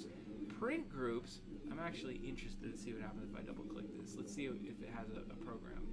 Okay, it does not look like there's a program to open STL models. Sad day. And we'll have to figure out how to figure that out. But this group has multiple parts on it, and the way that you can look at the print groups is, wait, hold on a second. I have a little chart. I even put it as a picture in here because I thought, hey, if you didn't have Excel, how you gonna see this? This is what you're gonna need. This is all the various groups that you might need. You got your buffs, so you can print all those buffs. You start with the yellow and you go to your black. And then you go down this list, and you should be able to follow this grid. You get the quantity needed, and then actually in this first group, you'll notice right here, print group order 1, print group. And if you go over into your file set, there it is, print group 1, you're going to be printing your buff tokens. And so if you go down this list and you start to look at all these different kind of pieces, you're going to be able to get this. So what I'm doing right now is I'm creating the instructions for y'all that need to be able to see this on the workbench tonight. This is the verbal instructions. Once you get that first print done, you're going to go to your second set. That's your L set. So you basically start with black, you cut over to white on that layer 3, and then you go back and forth. So if you're able to read yourself through this list, essentially where there's a line, that means next print group. The ones that are going to take the longest, I'm going to tell you right now, are your tiles. The tiles are only, I think 7 layers in total, but there is a bunch of them, and it takes a minute. Now here's the challenge. If you're on a smaller print bed, this is going to be a challenge for you because I'm not sure your print groups are going to fit on your print bed. So your challenge prints will likely be in the tile area. And notice that if you do it in order, you're going to be lit. Oh my god, that was so bad. That was such a bad dad joke. Tile L, tile I, and tile T. Once you get lit up on that, you're going to go through the rest of your print groups, and then you'll be able to have the game within about 24 hours if you go with the settings that we have, and if you wanted to cut between the various print layers, that's how long it's going to take. I feel like I was really overly zealous on giving you different formats just so you can print this game. We really wanted you to do this. What is this one? Look at that. You have a PDF version, you have an Excel version, and you have a version where it is just a picture. So that is your second group if you wanted to use those. And then your final group is your SLT tiles, STL tiles. Sorry about that. So you got your corners and all your STLs and everything like that. So there you have it, folks. You have a whole bunch of options to print this out if you'd like to take it. And then finally, let's just go take a peek at these beautiful instructions that we have for the game. Frostbite, the Curse of Dr. Frost. There it is. Oh my gosh, that is such a beautiful, beautiful cover page. I did say so myself. So let's go down this list here. We got, how do I go down the list? Can I click here? Click on this guy. And notice, oh, there we go. About the game, we're gonna have some stuff that goes in the black there for a little bit. We got our story. Oh man, this is looking great.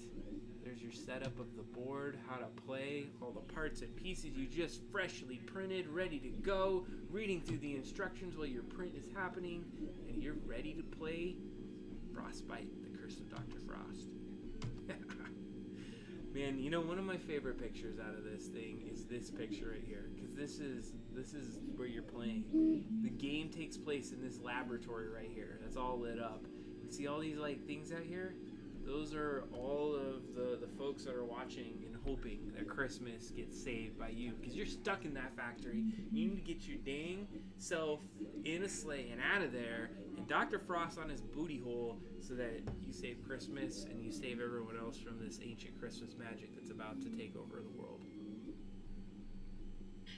It's such a compelling story. I mean, the ups and downs between how this thing works is amazing, to say so myself. So as you continue through here, you also have the printed game board parts. I've really put heavily in those game parts.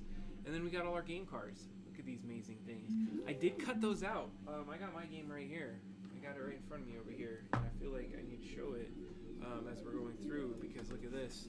I printed out on a home printer the instructions for Dr. Frost. And then you can go through. So this is like the first edition of Dr. Frost, and then inside of my game package. I feel like this is like show and tell night tonight. Definitely like this bar. It's a nice place to do that. So let's check this out. At the very bottom, got all of our cards printed out. I'm pretty stoked about it. I have not played the game with the newly printed cards, but one of the things that I need to do is I need to validate. I had another set of these cards somewhere that I need to do. Maybe these are the cards. We needed to validate cards are the right cards to have in the game. And what I mean by that is that after we've done some playthroughs with Mike Azul, there was a couple learning lessons that we did. I think there were some learning lessons that Ryan and I did when we played through the game as well, of like what you would want to use in certain scenarios and some cards that we might need to take out of the game, because I think there's a part card that we don't need. Like, you can't pick up a part in the game. Like, the idea is that you have to find it on the board before you get there. So you need to do that. You printed yours too? Hell yeah, print that over at Thanksgiving. You got to tell me how it works. So Ryan, your version is gonna go probably off the cards that you printed out there. The version that I've been playing has the handwritten cards. I feel like there was a couple handwritten cards that I needed to cross-reference with the cards that you put on there, because we made some like quick changes on there. But I think we're down to having like a sweet-ass version that plays right. I'm interested to see how it works with 4 players. With 2 players, it's fire. It's beautiful. It's a beautiful game. With 4 players, I don't know. We'll see how it works. The thing you got to do is when you play this game, there's these missions a little bit later on. So you got all your event cards, and then you have all of your action cards. Now, Ryan, I was thinking about this, and you were saying to me how you didn't want to have a backs to these cards. Dude, we got to put a back on the card, because when they're over on that side, you need something. Even if it's like an E, and it somehow just gets printed, if you print it front and back and whatever, it's not perfectly centered, that's fine. But then that way you know there's an event and there's an action. So that's an update to this. We'll probably have to have a second sheet to it. I was thinking we probably would want to put the individual kinds of cards on, like you wouldn't want to mix these monster cards with these cards. That way you can say, here's all action cards if you want to just print all those, here's all the event cards if you want to print all those, and here's all the monster cards if you want to print those. That way you have kind of like a clean play of what you want to print. These guys were a little pixelated, so I'm going to look into your files of AI. We're going to check that out. I'm so stoked to have all the guys, though, to be able to print, though, because we've been doing Sophia and Dr. Cross. I'm really excited. I'm thinking of expanding our buffs, or not necessarily our buffs, maybe our buffs, adding 1 more buff, and then adding maybe 2 more weapons to the game. So we're going to have some fun with that. Maybe that will be the expansion pack as we do this, and we learn some things as we play it. And then the polar protocols. Like, I feel like there could be some really cool parts that we would get for the polar protocol. Like, there could be 6 cool parts. Like what's the first one? Players must manage, what was it? To activate the emergency protocols, triggering a surge. So what do you have to do? Activate protocols. So we might have like a little, like 4 little parts or something you put on there into the board when that happens. Or let's see, summon Santa's reindeer. You can have little reindeer parts that you have to summon. Man, they could be so fun. Let's see here. Program Miss Claus. We misspelled Miss Claus wrong. It has to be MS and then Claus. I think that does say Claus. I can't see it. No, it says Claus.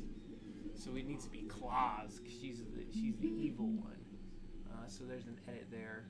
But if you get the initial edition, the Friends and Family edition, you're going to have all of the original pieces as we put it in there.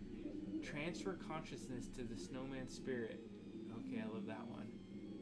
Wait, what do you have to do with that one? Player must defeat Dr. Frost. Oh my gosh. Defeating Dr. Frost is going to be a pain in the butt. We fought a couple games and we got decimated off how we first started the game. One of the things that we forgot to do is we forgot to load the enemies on the board when we first started, so it was a little easier, it seemed, when we first started, but it seemed to work pretty well when Mike and I played it. In any case, look at that. You have all the pieces in parts for a playable board game, and that's our Christmas present to you. And that's what we do here on Double Drop Down. And so, Ryan, I appreciate you hanging out. Stealth Mouse has been with us tonight. I've been messing around with my Linux and all these pieces. It was a productive night. We now have a Raspberry Pi with all my little heat sinks and fans on it. That's going to be awesome. We can play with that. I got a Linux computer over here that we've been messing with things. I don't know if you saw, we pick up the Workbench, double drop down. We got this thing like rocking and rolling now. We got this thing figured out, and that's how we roll. We got the things going down at the double drop down. I think that's about all I had for the show. I had zero insights of what I was going to be able to do tonight on the show. I knew I wanted to build this thing, and part of the thing is that I'm probably going to be doing the Workbench like this quite often. When I'm just working around and I'm making things and I'm tinkering, I'll narrate what the hell I'm doing as I walk through this. The whole idea is that I got this nice space to be able to do some of the work. I'm thinking of getting like a camera that I might be able to get close-ups on, because I don't really have good close-ups from this down. I mean, we got this guy right here, but this is the black and white cam. This cam is for the artsy folks out there that want to see it all smooth. Like when you got this cam on, gotta get the title on. Look at that. You're on the Workbench. Welcome to the Workbench, a double drop down. This is where we make like little computer devices, and we get in on that, and it's a fun show. And then I've been practicing. This has been nice because I gotta turn that double drop down title off. This seems to work pretty good. We got like the name keys up, got it all programmed. Hey Brian, I don't know if you're still out there. Let me know if you're still out there. I want to show you my transition to the other room. We're ready to. So system is up to date. A reboot is required. Reboot. Let's reboot this sucker. Okay, Ryan, check this transition out. You got to tell me if this is working or not. All right, ready?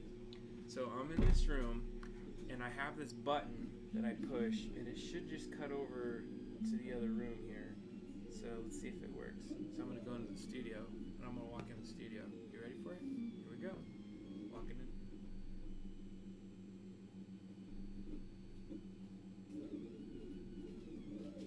Hey, and now we're in the studio, right? Tell me that wasn't a little bit easier of a transition than what you've seen in the past. And we'll walk over into this room, chit chat with y'all on the stream. In this case, I'm at the Workbench. And guess what we're printing right now, Ryan? We are printing let's see here. Let's go with this one. Another Wasser pistol. And I don't even know if you're out there, but let's take a look at it on the nozzle. I printed this one. It's at 60%. We were about 30% when we first started this thing. I don't know if you can hear me. I think we're cut over here. It seems like we're cut over here. I need some feedback here. I need some chat feedback if we're in a good space. But in any case, we're printing another Wasser pistol for our crew. Hold on, maybe I don't have Twitch chat on this side. Okay, so I must have either missed it or I just don't have it on. Let me check it on this side. Buttery smooth, huh? Because I can control the other room from this room. Let's see here. This is chat's on. Yeah, it looks like chat's on. I must have just missed it on the other one. Yeah, they're cool. What about your other son, man? You got two sons. You got one with a Wasser pistol? I don't know. I was thinking maybe they would want one, or we'd need one for the stream, right? That's what I was thinking. But it was a cool part. I feel like I got the printer like just dialed in. Look at those layers. It looks so sexy. I'm kind of like was right about to take this thing apart, and then I just realized how good it was doing prints on it. I need to get some more orange. I'm gonna get some more orange PET G, because I think that's our color. That's the color that we're gonna use on the double drop down stream. So check this out. Let's see here. Ryan didn't know I had this before. I don't think you could really see it from here. Got this like drawer here. It pulls out. I got two of these drawers here that I can like store all my stuff. It's like I got a lot of gear in here. Look at this thing that I have. These are like little parts. You like scrape things away from parts. Ryan, so you'll appreciate this one. When you said I'm like those commercials that, or those guys that like lay everything out in their thing. So I have these, right? Good night, baby. I'm gonna be getting off the stream anyway. And then look at, I have a whole nother side with colors. You told me to buy Prismacolors, Ryan, years ago. And I had never had the chance to sharpen any one of them but the black one at some point. I don't know. I got them from Meinigers, I think. Meinigers, whatever, Meinigers. And I put them in this thing and I've never used them. Because they were too good, I thought. I don't know if they're any good anymore. I don't know if Prismacolor is a good color pencil. But I got them. I got them over here as we go along with our little show and tell tonight. Well, with that, I think I don't have anything more to touch base with on the show tonight. When I get to the workbench next, I'm probably going to be working with doing some stuff with the Raspberry Pi. Maybe do some workbench stuff again. I'm going to be creating a mobile stream kit. I actually bought a enclosure box because I had it in my head. I dreamed it up how I wanted to do this. And then we're going to be able to set all the equipment in there so that I can just grab it by a handle and just got to walk someplace. Got to get power, one power, and then one network cable, and we should be good to go. I guess we'll have an HDMI out too, so we may have to have like a monitor screen that we can see ourselves on. But I got it set up. Cheers to all those folks. Check this out. You see that inside there? There's like a little crown in there. Amazing craftsmanship. Well, that is it for the show, but I'm going to say goodbye to the show out in my other space, so I'm going to go out there right now.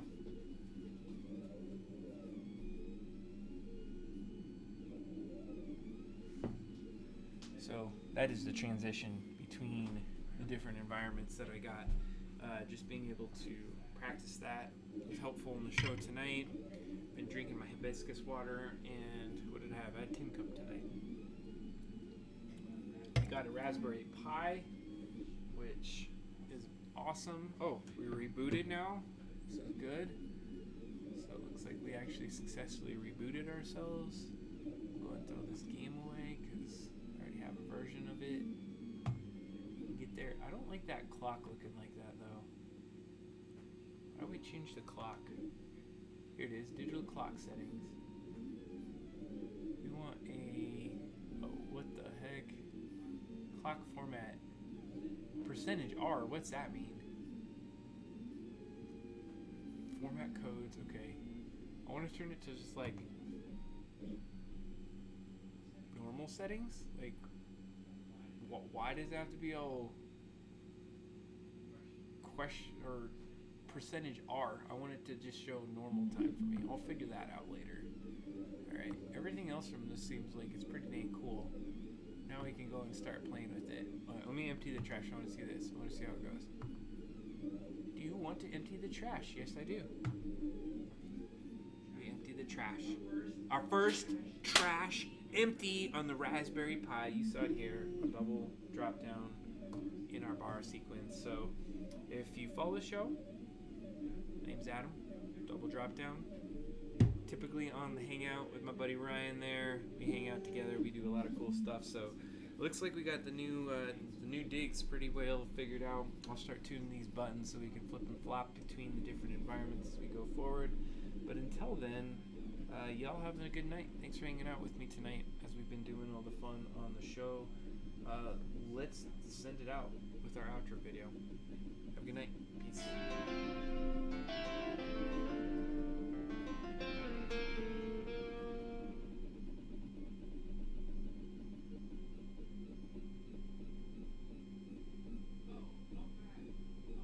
Oh, I'm back. Oh, I forgot to put an end to the outro.